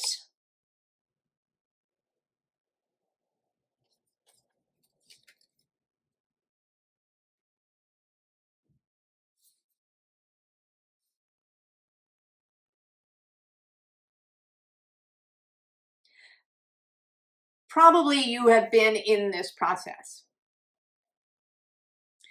Divesting of previous obligations, commitments that you made, intentions that you made, some probably without even knowing it.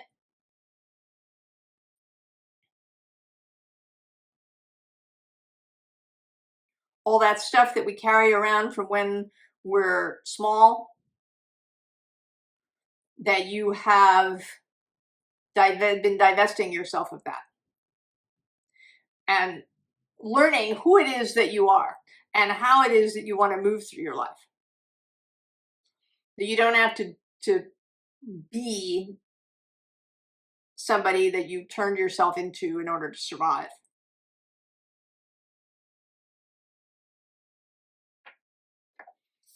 This moon space. And then there you are, loving yourself.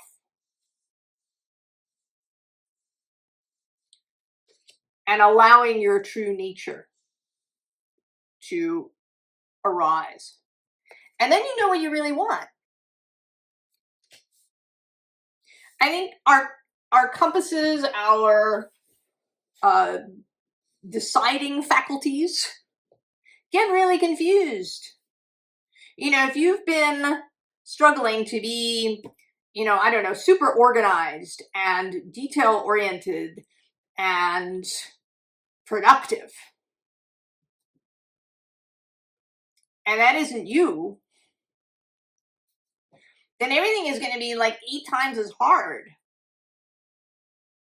And it might be the other way around. Maybe you've been struggling to be, you know, super spontaneous and goth and artistic. And maybe that isn't you. Maybe maybe you like a pair of jeans and a white t-shirt. Maybe you like to have an organized desk. You know, I don't know what it is.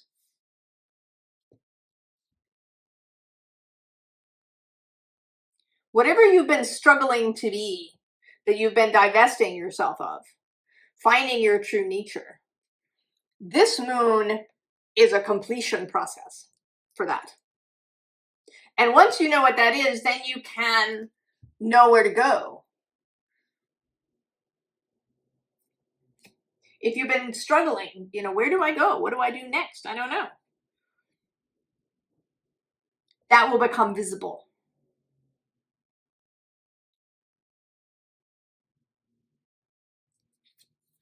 I think this is like a party. It's like your coming out party.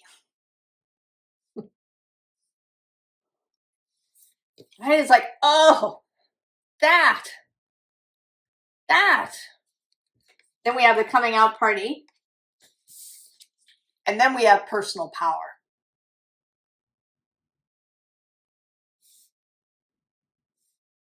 The Emperor, when the Emperor is distorted, he's a control freak. But when he's in alignment, he knows what is his.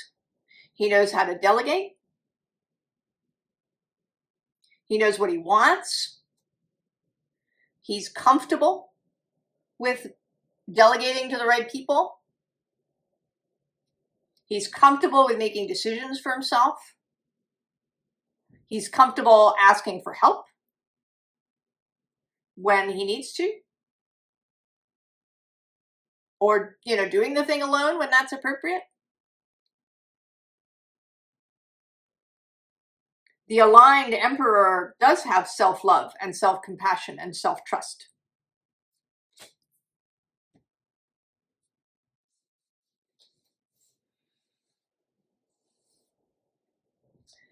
And then, Scorpio, I feel there should be an and then.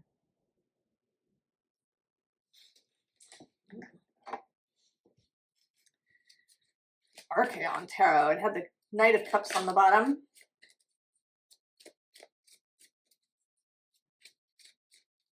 We do have this sort of sepia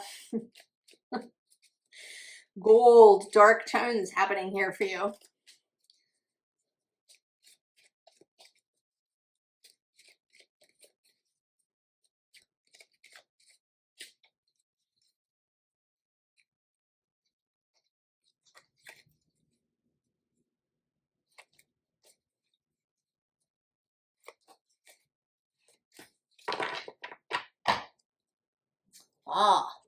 Herald of Swords, Page of Swords, Seven of Pentacles on the underside.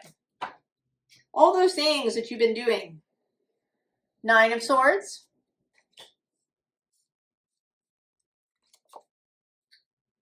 Justice. Three of Pentacles. And the Hermit.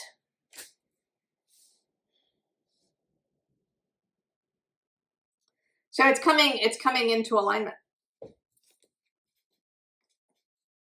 And it's continuing to have this self-compassion, this self-care.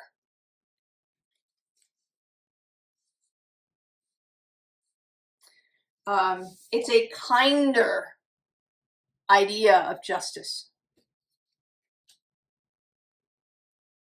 It's not implacable or merciless.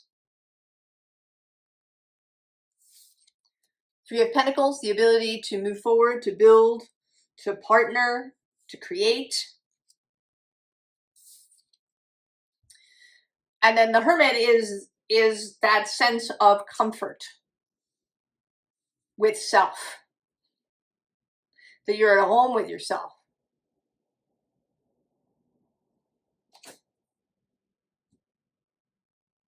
You have self-love, you have self-respect. You enjoy yourself, you're friends with yourself.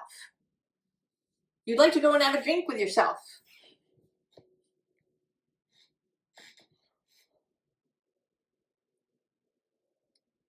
You're comfortable in solitude. And you're also comfortable with others. When we have that thing where we feel like we need to be alone in order to be ourselves, yeah, this is not that. The Hermit is himself, whether he's sitting alone in his home or whether he is at the party. Who's under this Herald of Swords? Oh, there's the Two of Wands repeating. And Strength.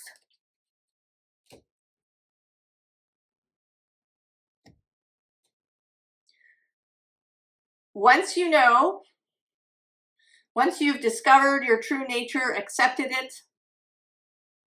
enjoyed it, embraced it, the way forward will become visible. Scorpio.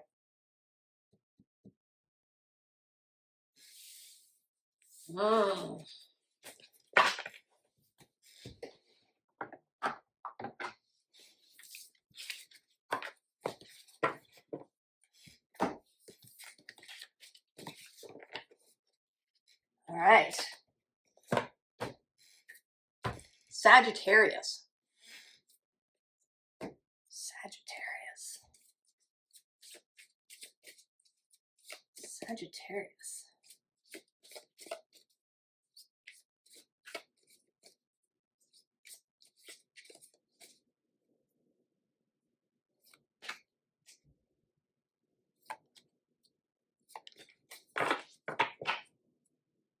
Oh, interesting. Protection everywhere. Stay in the wonder.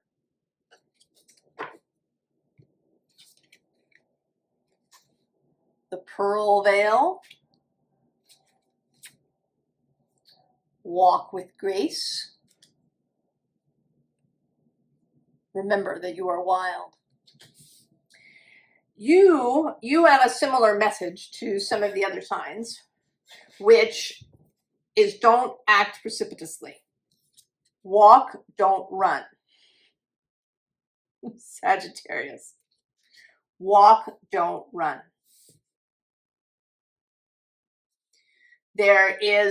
Stuff is happening. Growth is happening. Below this is embrace the mystery. You don't have to know.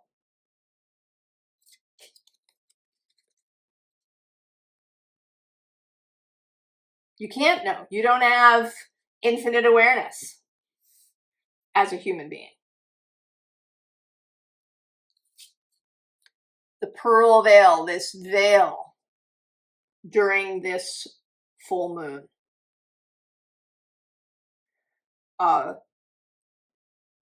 Earlier in the day, on Monday, the 29th, around midday here on the east coast of the US, Mercury stations retrograde. And then in the evening, we have this full moon. And then the following day, Jupiter enters Leo. Your planet moving into a fire sign. Trine. There may be an impulse also on the 3rd/4th of July. We're going to have Mars meeting Uranus across the way from you in Gemini. The impulse to run might be really strong. Walk, don't run. Yes, yeah, you are wild, but wildness doesn't mean chaos. Wildness doesn't mean popping off. Wildness actually means being in one's true nature. In your case, keeping your eye on that target. And you don't have to run there. And you don't have to run after every, sort of, I kind of see this like fireworks going off. And being, turned this way and that way and the other way.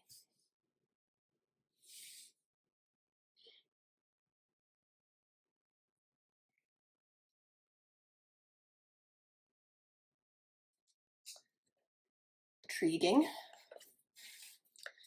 Sagittarius.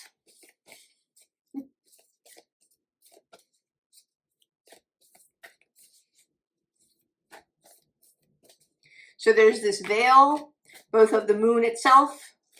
There is Mercury's passage retrograde through Cancer, which I'm seeing less as a going backwards or a review or any of those kinds of things, and more of Mercury creating a kind of mist screen.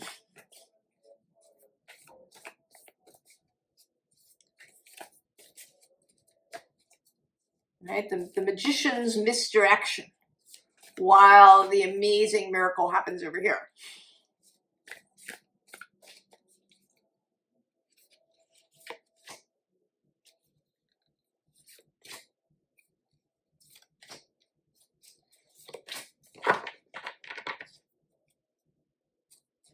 Ride the wave.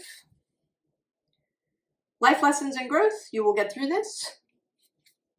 The underside is the cosmic heart. Devotion, potency, make your life a moving prayer. Perspective. None of this matters. Zoom out, common ground. Star ancestors. Hidden secrets, lost wisdom. Look a little deeper. The healing lagoon. Rejuvenate, recovery, time to heal. It's safe to stop. And you got the love.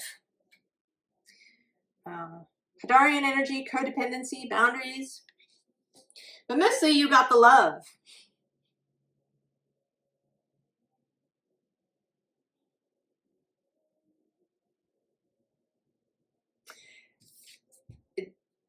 This is, right? You are only seeing one little bit. And that's okay. That is as it is intended. There are other forces moving. There are other forces moving.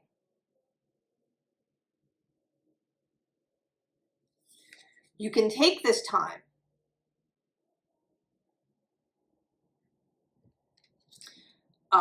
this actually, I'm sort of seeing mostly with the art on this card, that you can take the time to center yourself, to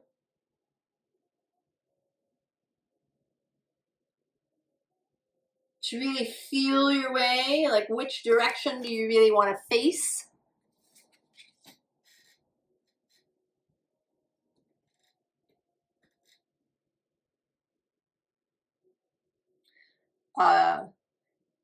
You know, if this was a journey that you would really take the time to decide what you wanted to bring, to pack properly,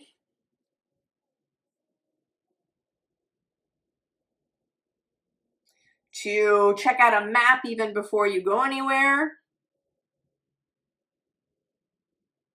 I mean, you're not planning every step along the way, but knowing that you have what you need, at least to begin with, the basics, and you know which direction you're facing.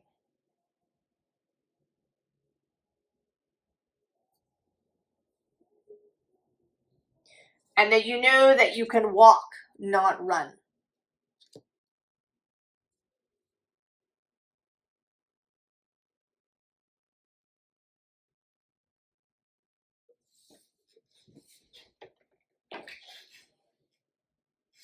So the card on the bottom of this deck is the Mirror. And this is about the sort of the underworld or the mystic journey. You know, Arthur is taken to the Isle of Avalon. There's this mystic energy of the woman with the serpent's tail. She has both a mirror and a crystal ball.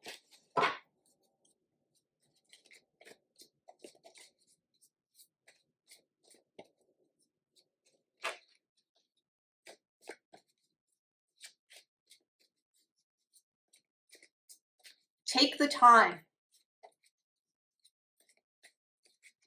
I think there's going to be disruption of some kind. I don't know what it is. I don't know the scale of what it will be. Oh, the shaman and happiness getting themselves seen.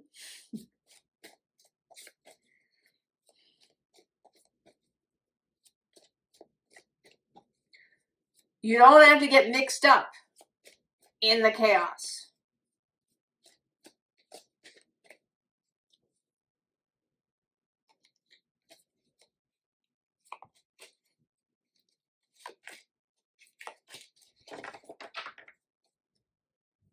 Wow. 5 of Arrows. Now this is frustration because it talks about these people who are missing this goat. But I usually identify with the goat. Who's just flying right through this, right? He has this really satisfied look on his face. Oh, and there's home on the underside. 4 of Stones, protection, repeating. Page of Bows, astute. Page of Wands. 5 of Stones, endurance. And the Great Bear. So we have this, there's a journey happening here. There's the enthusiasm, the knowing where you want to go, not getting yourself involved in whatever this hoo-ha is happening around you. The 5 of Swords is often about walking away, not getting yourself entangled in whatever the chaos is. Having the protection of knowing yourself, knowing your true nature, doing that which is yours to do. Page of Wands, the energy of enthusiasm and wonder,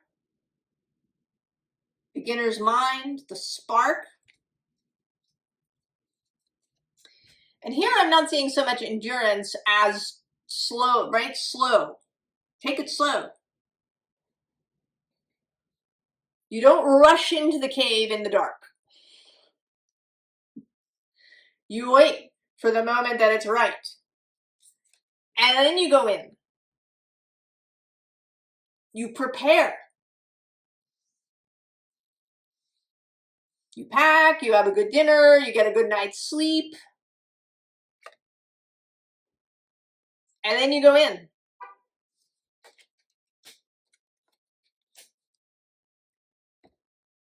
And I'm not going to ask for and then, because that's part of the mystery. And of course it will be different for everyone. What you find. What you find as you go. This is the Judgment card in this deck.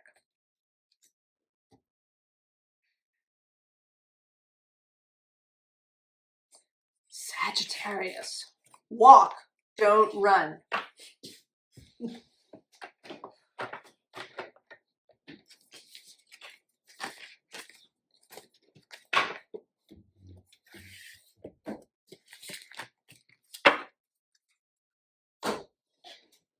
Capricorn.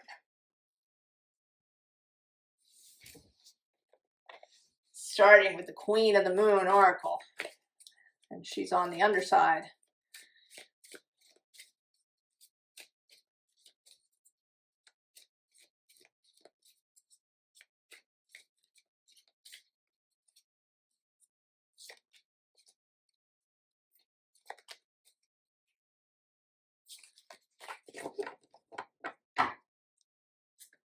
Blossoming Capricorn, how beautiful is that? Surrender on the other side. Does that make you itch, Capricorn? Balance. But more than balance is this clouded. This theme has come out a bunch of times. The same day as this new moon is Mercury stationing retrograde in Cancer. And I see Mercury as sort of the magician's assistant, throwing up a mist in order to shroud the magic.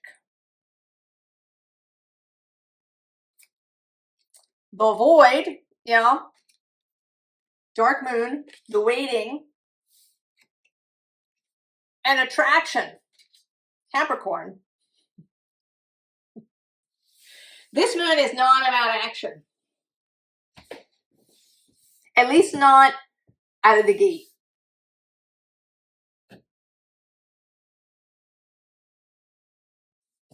The other advice that's been showing up is to wait. There's this retrograde. There is a conjunction between Uranus and Mars at 3 degrees of Gemini. That's a volatile, sudden sort of energy.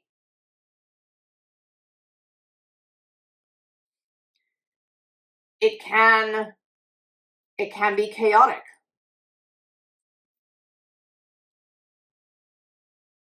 It may cause you to do something precipitously. I was actually thinking back to the last time they met, June 15th of 2024. And I did do something precipitate. It wasn't anything major. I actually bought something that I totally didn't need. And I did it because I was flurried. I had a little bit of, I don't want to call it panic, but, I had what I perceived to be a problem. And this seemed like it was going to be the solution. And it wasn't. And the thing that I bought is just sitting in the closet. It did not serve its intended purpose. But I bought it impulsively.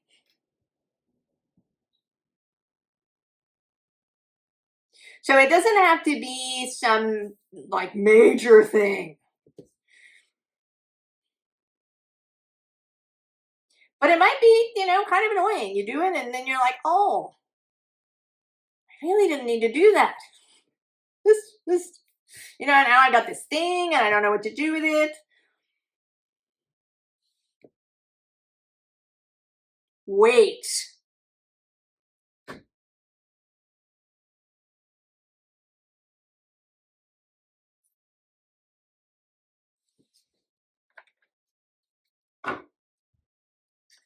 Starting with the Eight of Pentacles here on the bottom. It's actually a Virgo card, Sun in Virgo, but certainly it has a Capricorn-y feel too.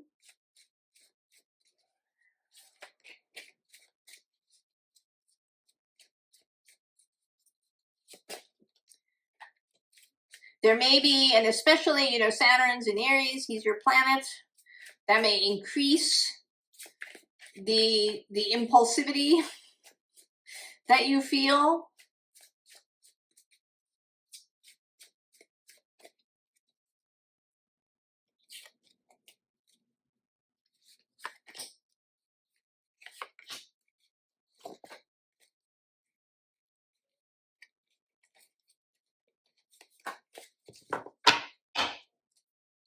Oh, there he is, the King of Pentacles. This is not an impulsive person. Three of Wands on the underside. Hold.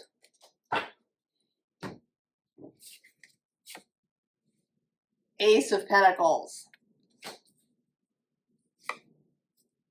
Two of Cups. Six of Cups. Seven of Cups. There's the Eight of Pentacles. So you see, there is this ace, but things are going to unfold. 2, 6, 7. And then the Eight of Pentacles. There is an unfolding.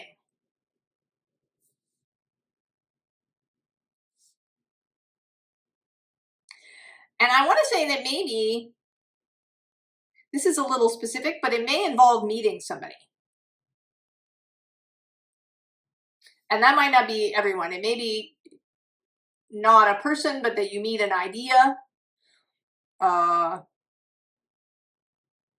You meet a resource. You meet something that feels really close to your heart. But there is a sense here of having a first conversation.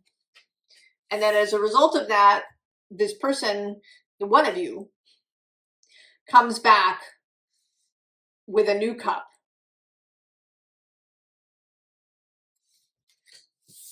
And then a bunch of options open up.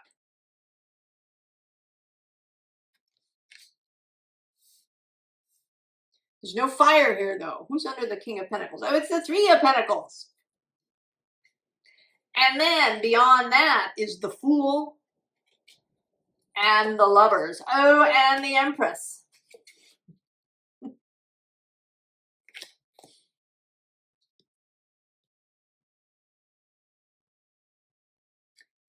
Take the time. Allow the unfolding. Right? You don't go out into the yard and force the flowers open.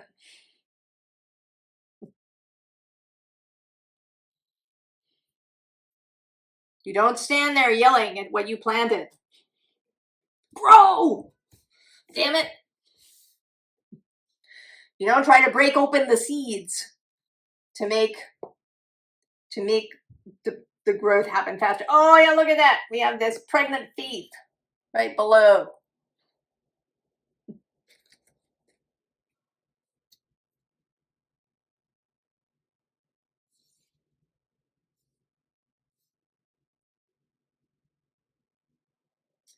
Be advised.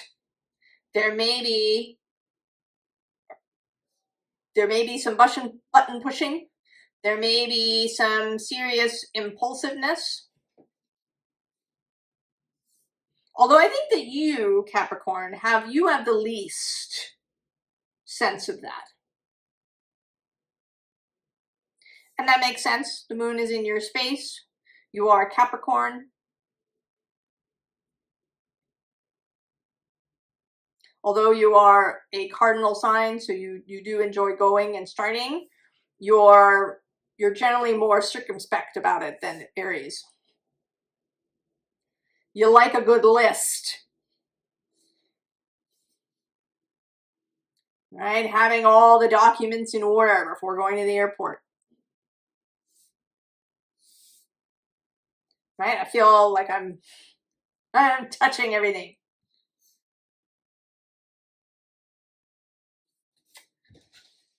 And then South Node, oh, here on the bottom.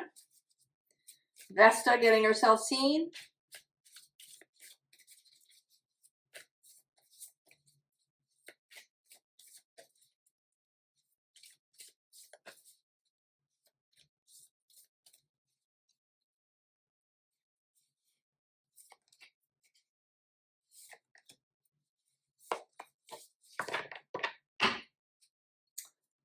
Oh, the midheaven, the pinnacle. There's the 7th house of relationship. Indeed.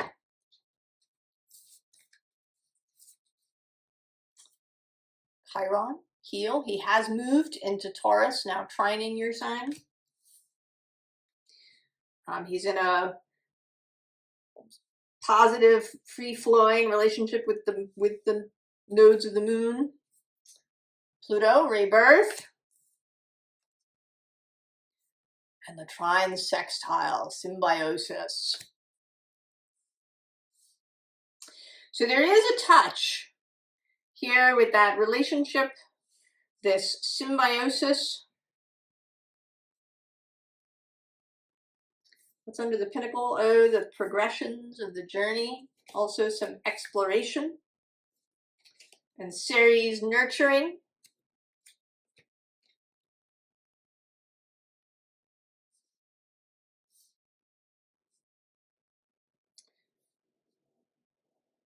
There may be somebody else involved in this. Could be romantic, could be friendship, could be business related, professional.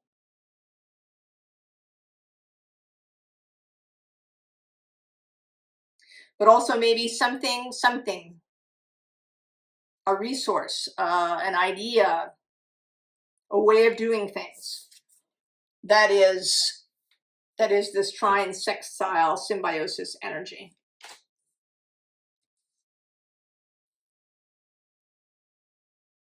A new world, a whole new thing to dedicate yourself to achieve is here in the void, but on its way.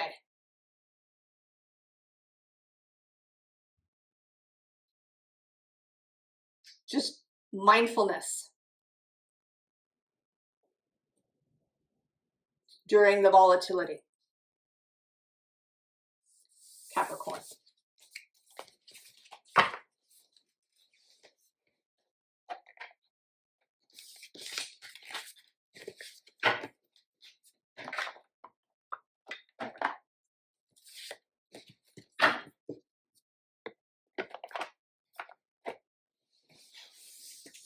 Aquarius. Interesting, Aquarius.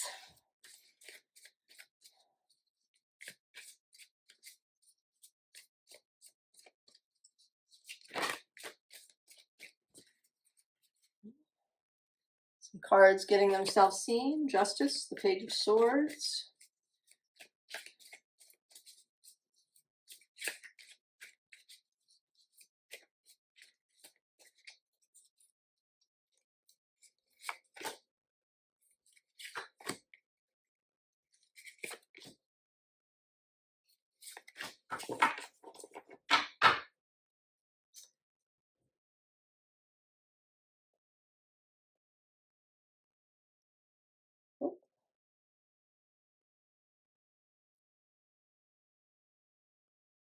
My battery is low, Aquarius.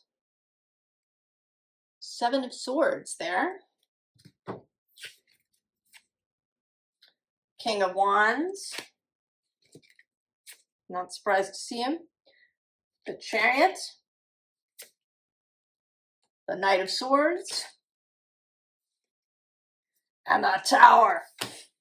Oh, Aquarius. Hold on. I'm going to plug my phone in.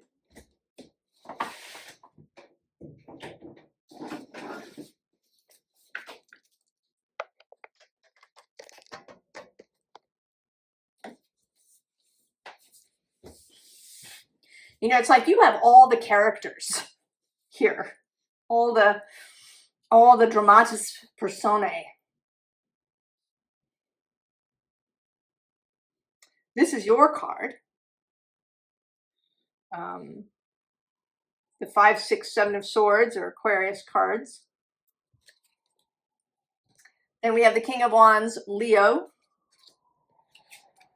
The Chariot, Cancer, and the Moon.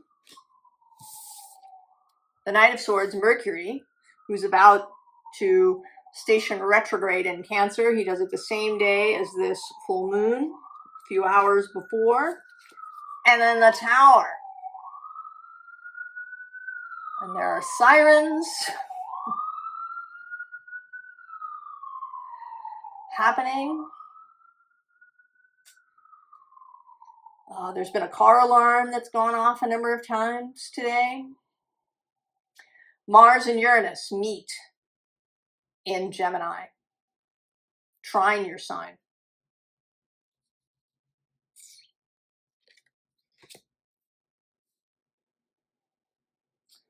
All the parts. Who's on the underside? Oh, it's the 6 of Cups. This is another Cancer card.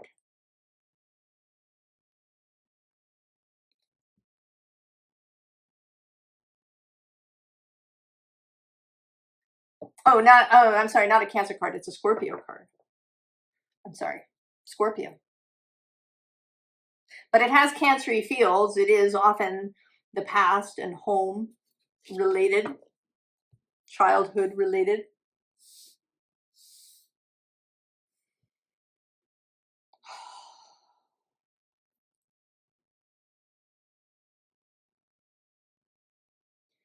I have to tell you, Aquarius, that this feels like it's like the beginning. It's receiving the call. The stage manager showing up and saying places.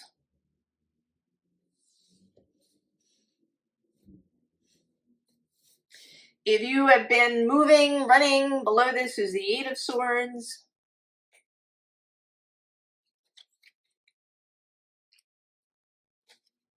If you haven't known what to do, where to go, if you've been feeling a little like you're rushing about, this is like the stop. The line in the sand, the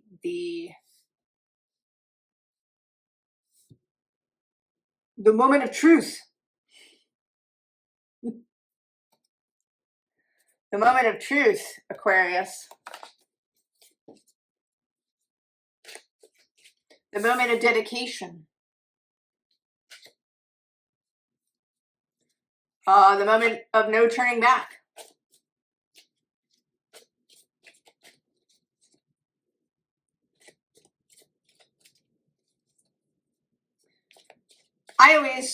We have free will, of course. You can refuse the call. You might even be able to some extent, turn back. But I think that it will be really hard.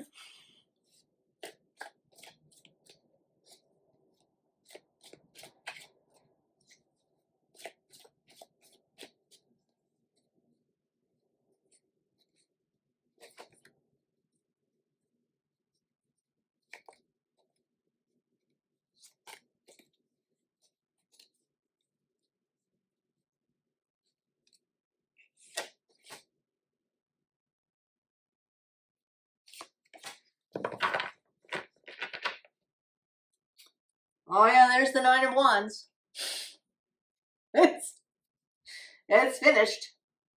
And how sweet the hum. This is my favorite card in this deck.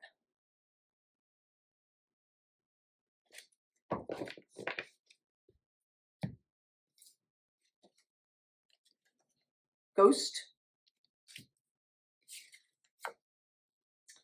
Homecoming. The Queen of Pentacles. The Two of Wands. And the King of Pentacles. Oh. A bit more light on the subject.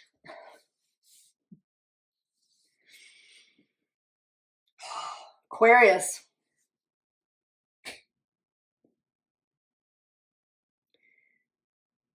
It's the building of something.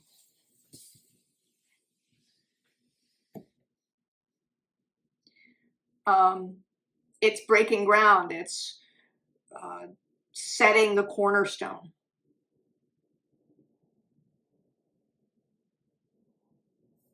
It's the commitment to it. There's no more messing about.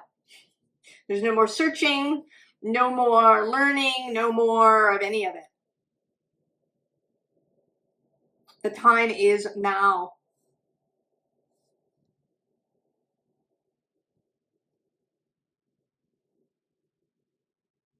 The time is now. Who's under the Nine of Wands? It's the Three of Swords. We also have the Hideout, the Seven of Wands, also the Watchers.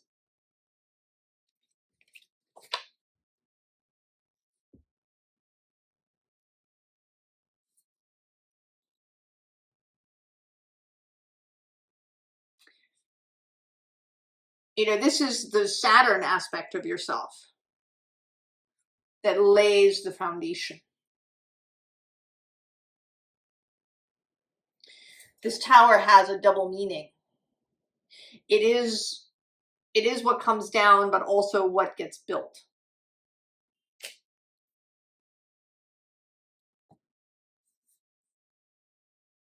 And the time is now.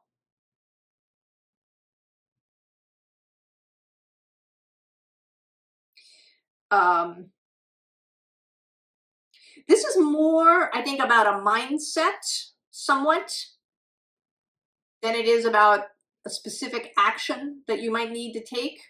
The King of Wands waits. He takes inspired action. He doesn't act willy-nilly. If you have been, right, she's sort of running headlong. Any kind of running headlong, any kind of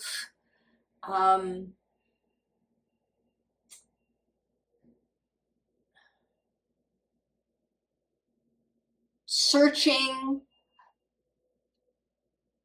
mental perseveration stops.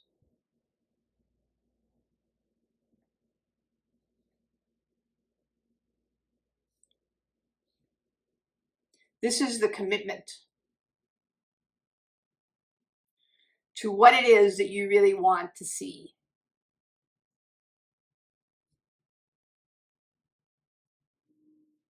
To this homecoming.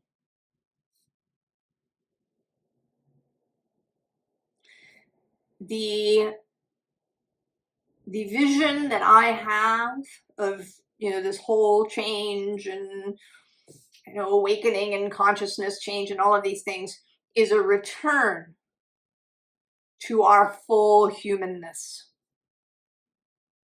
We've been on this trajectory where we keep divesting ourselves. We keep dropping our own skills in favor of some piece of technology. Outsourcing things until there's nothing left.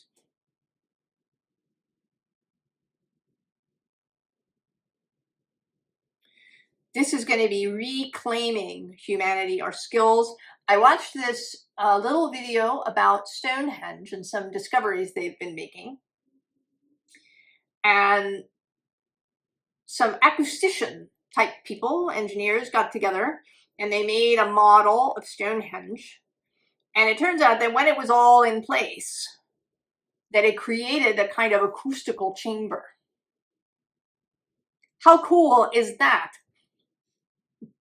They also discovered that the sort of altar stone, which they assumed came from the same place as the blue stones over in Wales, actually probably came from the north of Scotland, like 500 miles away.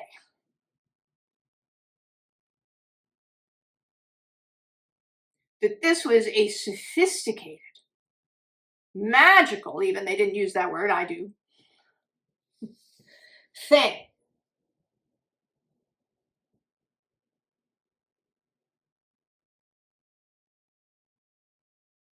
As humans, that's what we did.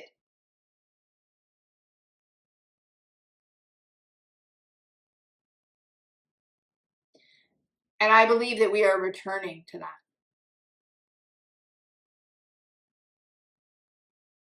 And you, Aquarius, I think Aquarius and Leo, as well as Aries and Libra, are in. And I guess Gemini, where Uranus is. But that you and Leo are about this individual and society component.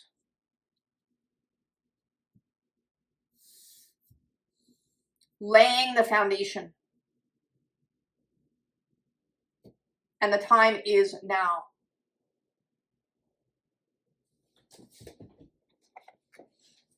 Aquarius.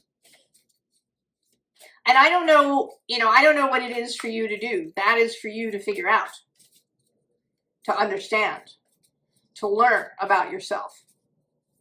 What is yours to do? You commit to it.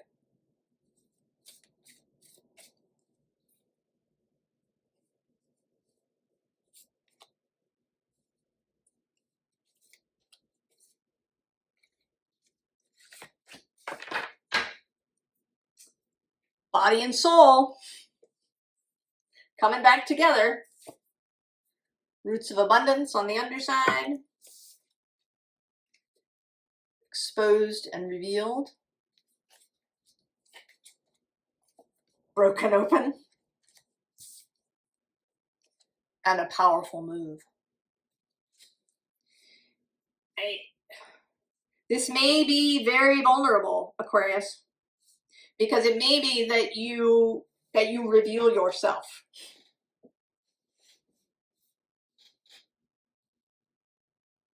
It may be that you reveal yourself as an optimist,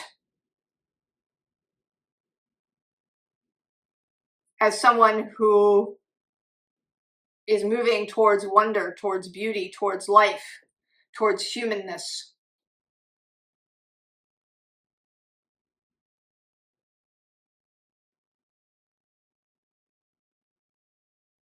That can be vulnerable. I actually also saw recently a little video of Rebecca Solnit talking about this and how hope, and I would say faith, is, sort of a frilly dress, and your knees are exposed, whereas cynicism is this dark leather jacket where you're all zipped in and protected and cool. Hope, faith, optimism, joy, vitality, all of these things can feel very vulnerable. But they are also powerful, Aquarius.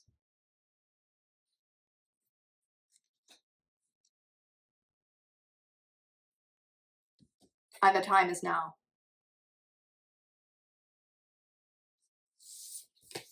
Aquarius.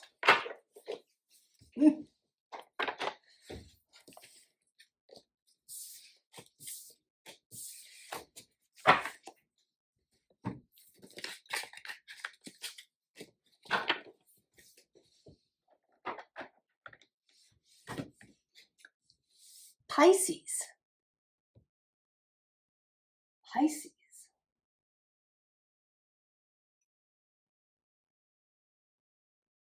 do you want to begin, Pisces?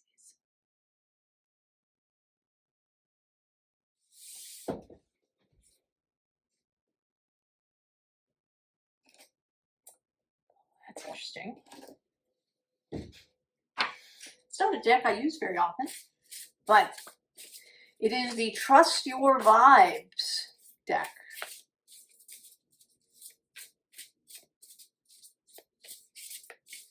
That may be a first message.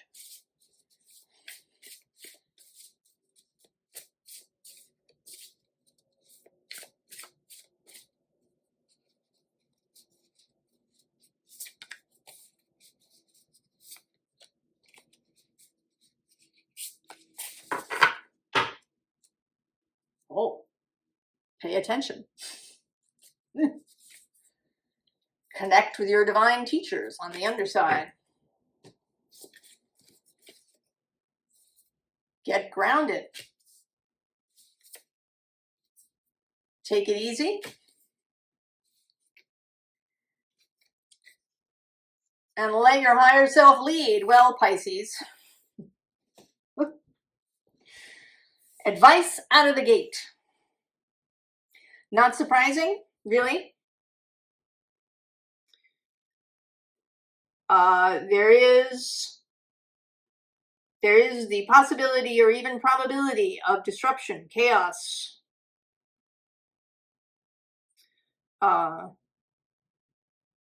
This moon is sextile, which is a nice, solid partnership energy. Mercury is going to be moving retrograde through Cancer, spraying up mist.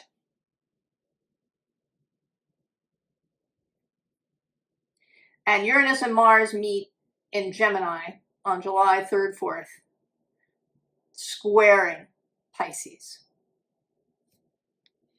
Right, that meeting in the mutable signs.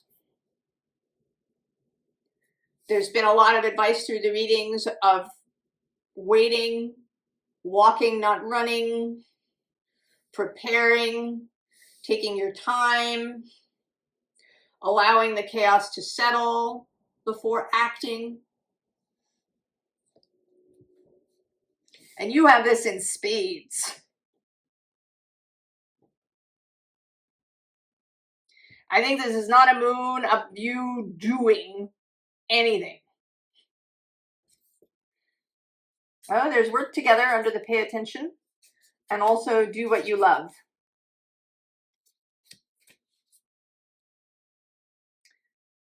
Taking it easy, indeed. Be mindful.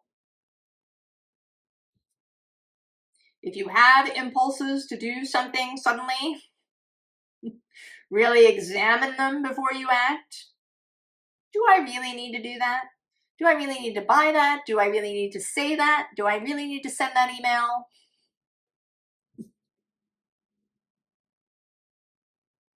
Wait. Now, I don't know exactly how long. I would say at least through that Uranus Mars conjunction. But, right? Feel into it. Let your higher self lead. It's not for anybody else to decide these things for you.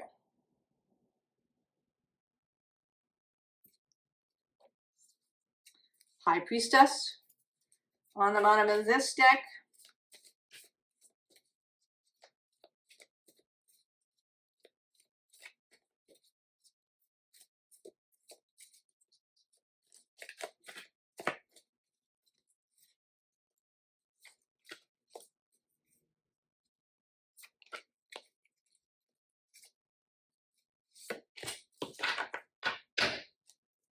Oh, fear.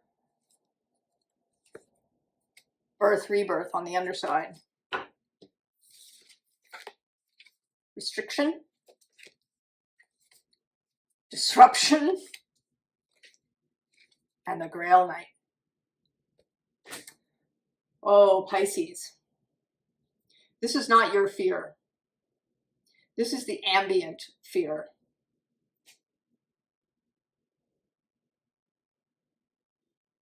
All of these feelings, this fear, this restriction, this disruption, this is in the ambient consciousness.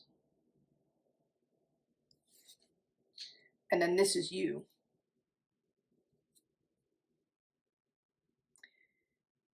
Seeking the sacred.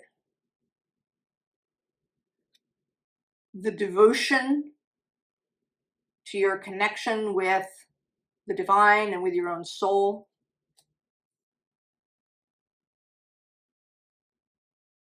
Knowing that in this time of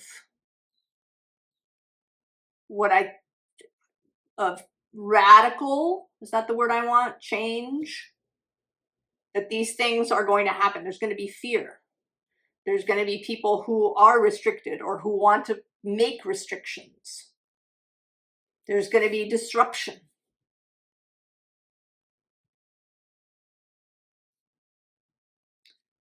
But you have guidance to get through it. And that you have the skills to help others as well in this time. And there may be many ways that that happens, that you're an ear for a friend to talk to you about things, that, if you study astrology or you are a reader yourself, that you can use these skills to help others.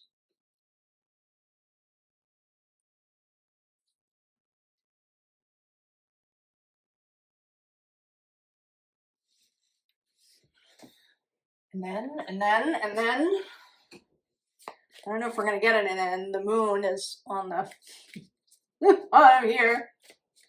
We have this Mercury mist. It's hiding the magic that's occurring. I'm seeing Mercury here as sort of the magician's assistant, creating this mist, creating a veil for the magic to happen.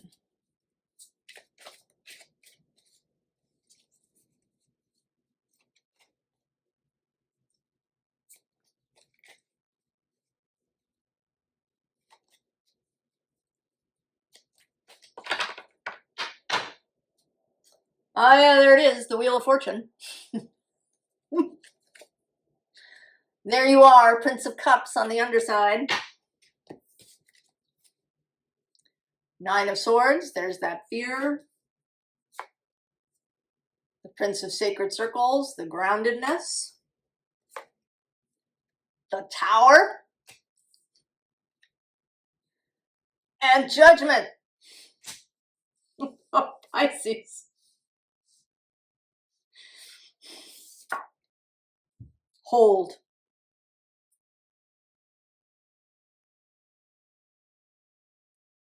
Mind yourself through this period. The change is imminent. July is the big moment.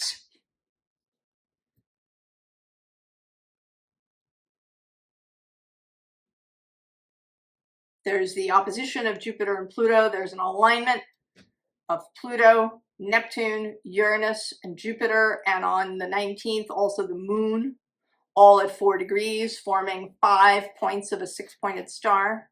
Sagittarius, 4 degrees of Sag is the 6th point.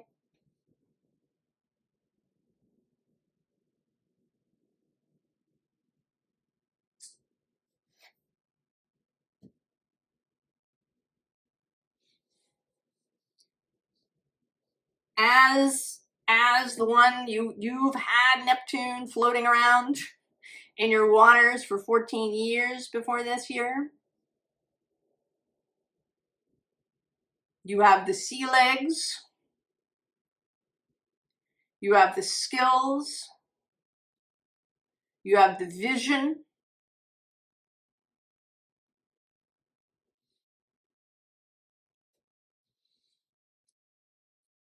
Oh yeah, 4 of Cups under that. And I want to say this isn't about apathy, because we also have the 4 of Swords and this Princess of Swords. And actually I'm going to go one more with the Queen of Wands. And there's the Ace of Cups. And Justice. So there's this, right? You wait. You contemplate. You're mindful. You do whatever you need to do to keep your mind and yourself at peace. You listen. You wait for inspiration before you act. And you focus here on the Ace of Cups within yourself, on alignment. Pisces. And then actually I'm going to go even one more. Oh, I have to go 2 more. The 5 of Staves. In this case, this really collaborative. And I want to say both with people and with source. And then there's the High Priestess.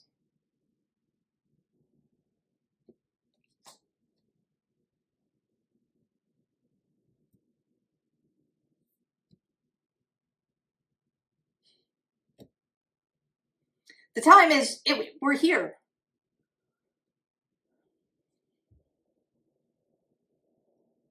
We're in it, Pisces.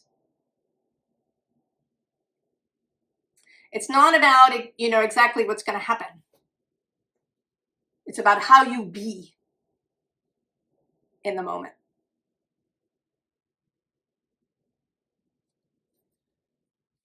Get one more card. Just one. Queen of Swords was there on the bottom.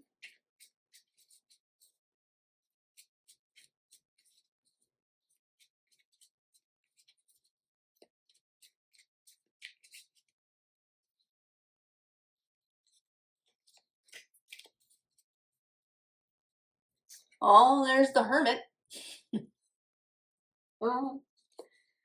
And Death, rebirth on the underside. And who is this? Oh, it's the 4 of Cups. Wait for it. You'll know. You'll know.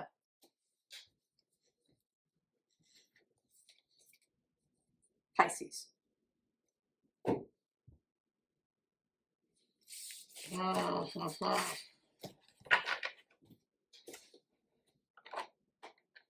We are in it now.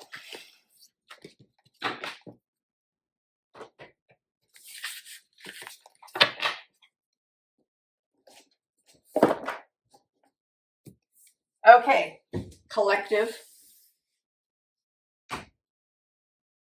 What do you want to say? For the collective.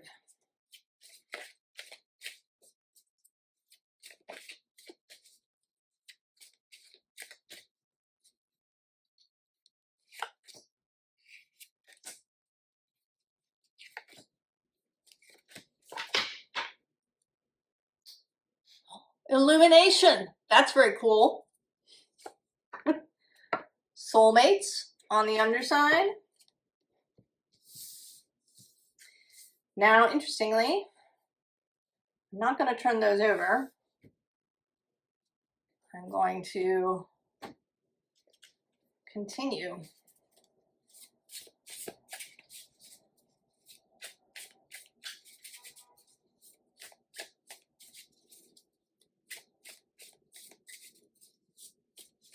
Well, this feels like there's been this whole, if you've watched your reading before you came here, you will probably know that there's this advice to wait. that there is disruption ahead,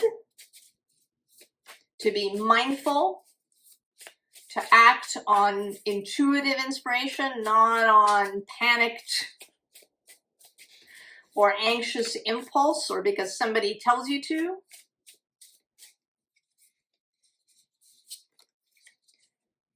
To wait.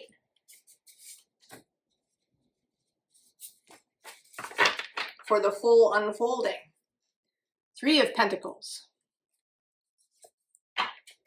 8 of Cups on the underside.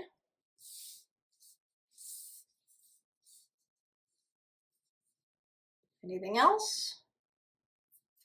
Yes.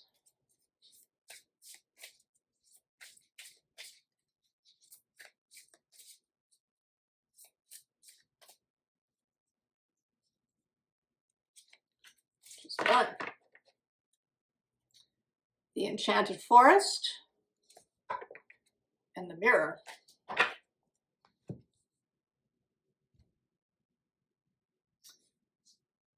And turn this one over first. Oh, that's interesting. This almost never comes out actually as the stepmother for me. It is more like the Mirror. Know thyself. Know your own true nature.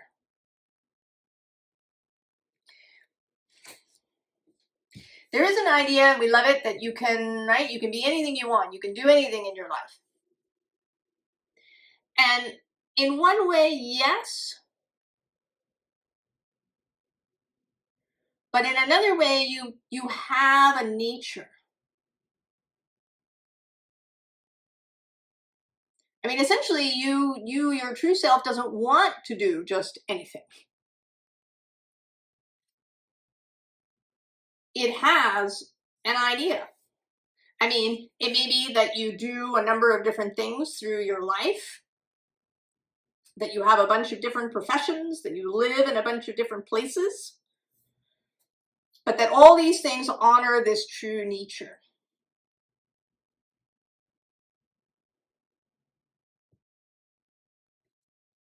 Right? If you have been wandering around in the forest, if you've been up in the tower, unable to get down,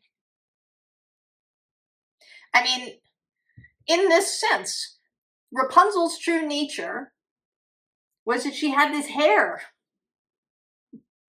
That was part of her nature in this story, that she could use it to get down out of the tower.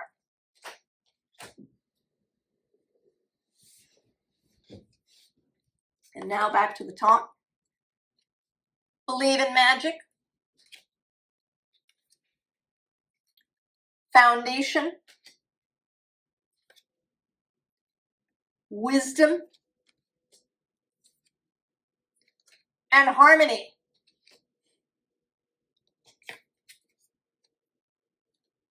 The 9 of Cups. The 10 of Swords. The 5 of Cups.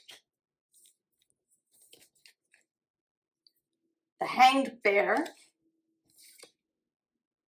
And the Knight of Honeypots.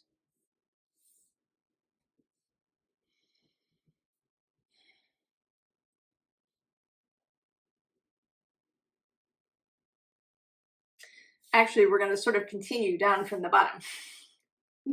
So, the 3 of Pentacles for me is almost always working together with Source, as well possibly with other people. There's this collaborative energy. Now below it is this 7 of Wands, and it says he climbed and he climbed and he climbed, and as he climbed he sang a little song to himself.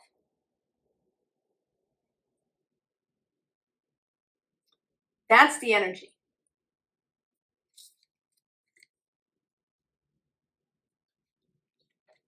The energy of this 9 of Cups.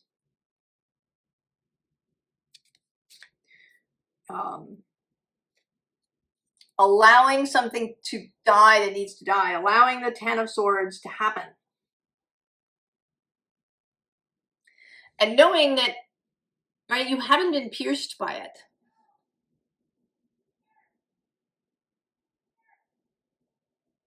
It's actually something that releases you. You know, that in fact, maybe you have been stuck to this tree. And what you don't realize is that when the swords arrive, they release you.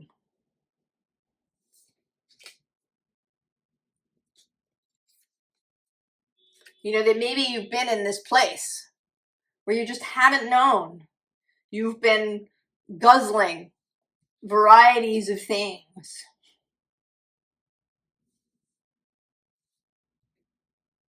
That weren't for you.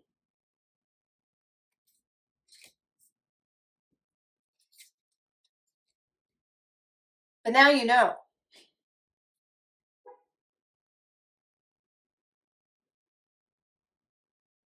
There's been this opportunity to know. There's been this opportunity to know. To refocus. Not on all of these down here that you've been drinking, but on this one, the right one.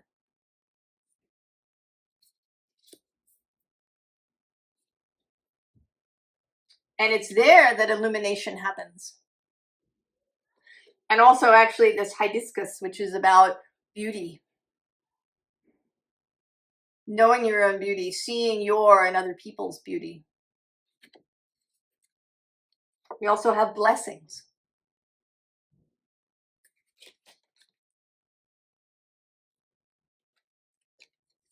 Believe in magic.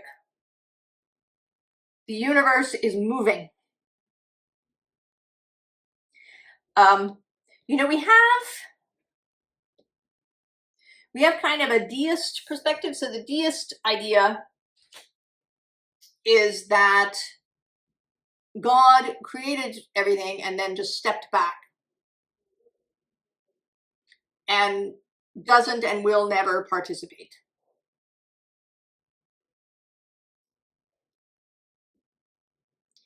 And I think that runs through Western society.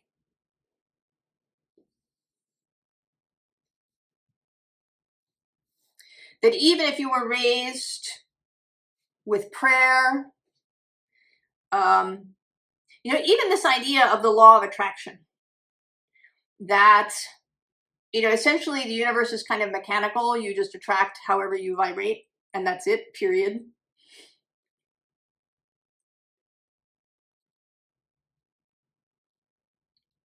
I do not believe that's true.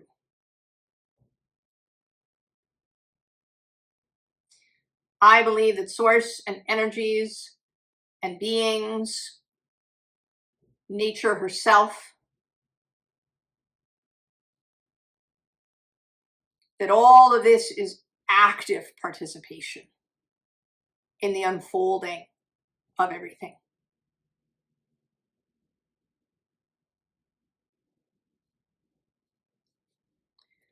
We want to lay a foundation that we like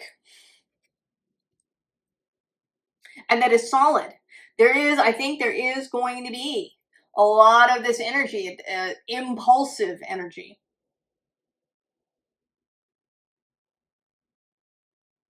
We want to lay a solid foundation. We want to move forward with wisdom and with harmony as a value. But none of these things as absolutes.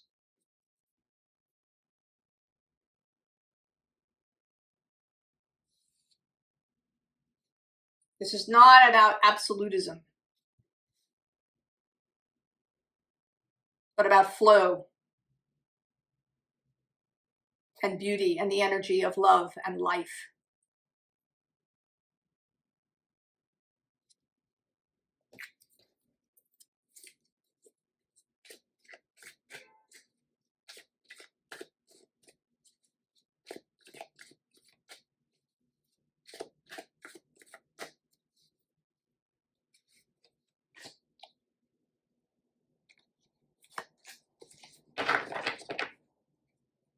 Oh yes, my favorite card, How Sweet the Hum. And Sincerely Yours on the underside. These two are, oh, Queen of Swords, clarity, discernment. And I was a different person then. The past is not a map to the future. Choose wisely.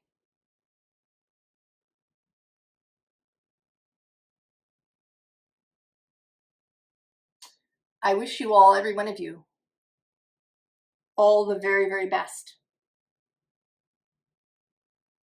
And I will see you later. So long.